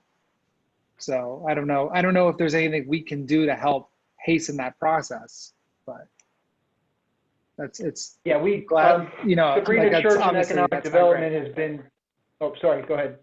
No, keep going. So Sabrina Church and Economic Development, she's had several emails, and I think she finally got one back today from her contact that indicated they're actually going to move on this now. And we actually sent these pictures up to them saying, this is what we're getting some inquiries about. And so I think they're going to come around to this point of view. You know, this is all predicated on that we don't go into another deep spike in cases. Sure, of course. All right, well, let's just get a sense of the meeting that we authorize the staff to move this forward as they feel is appropriate. Everyone comfortable with that? Yes. Yes. Anyone not comfortable with it? Okay, you got your marching orders. Guys, thank you very much. We really appreciate it. We really do. You're welcome. Okay, comments of commissioners? I just have a question. How do Michael and Galen and I arrange for a meeting? Why don't I appoint Michael as the chair of the ad hoc committee, and Michael Leave it will up to him. Okay. Did Michael say Zoom? Yes. Oh, good. Okay, so you're all set. Anything else? So I'm sorry, just to make sure, this issue, is this going to come up again at our next meeting, or are we now going to just sort of sit and wait and see what happens? It sounds to me as if we're going to sit and wait and see what happens. We've authorized Steve to take action he thinks is appropriate. Okay. So we'll see if others make similar requests. I think this is, obviously this seems like it's a really important issue. So Steve, if there's any way you can just give us an update at the next meeting, kind of, you know, what's going on here, because this is obviously an important issue that affects a lot of people. Sure, and if you want to do a belts and suspenders measure, we can put that item back on your next agenda as a modification to the site plan, and you could formally vote on it if you feel better about that. And then he still can move forward with what he's doing right now, but you know, kind of like you've looked at it once and it thinks it's good, go ahead. Not the best way to handle it, but I think you could. We clearly have indicated that we're in favor of it. I don't see anything that's going to keep us from approving it at the next meeting. So why don't we do that? Okay. I'll get in touch with him and let him know. And Steve, All right. do you think maybe you could have a chat with the mayor about seeing what can be done about the rest of the street? Yeah, well, we were talking about that on Monday because there's the issue of, so, you know, if you recall, they put out the Jersey barriers that are there. Yes. Yeah. Those are now to make a new sidewalk. But how does DPW handle snow removal now? So there's a lot of things to consider. So we're having those conversations, and we'll have a plan before we have to do something. Well, won't those barriers go away once it's no longer practical to have outdoor dining? Well, but if it's outdoor with tents. Yeah. There are other types of tents that are rated for the snow and rated for heat that are not permanent awnings. So they could rent something like that to put over the sidewalk, for example, for 6 months. But then is DPW going to be able to clear the snow appropriately, and can we manage that safely? So we're looking at all these things. Lots of little variables that come up. You mean maybe like making it one way or closing the road? That was discussed previously too. Yeah, or just plow it in one direction, which it has been done before.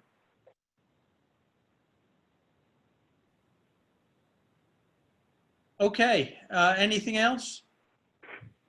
If not, we need a motion to adjourn. So moved. So moved. Sounds, all right, Josh moved. Michael, you seconded? Yeah, this. All those in favor? Aye. Aye.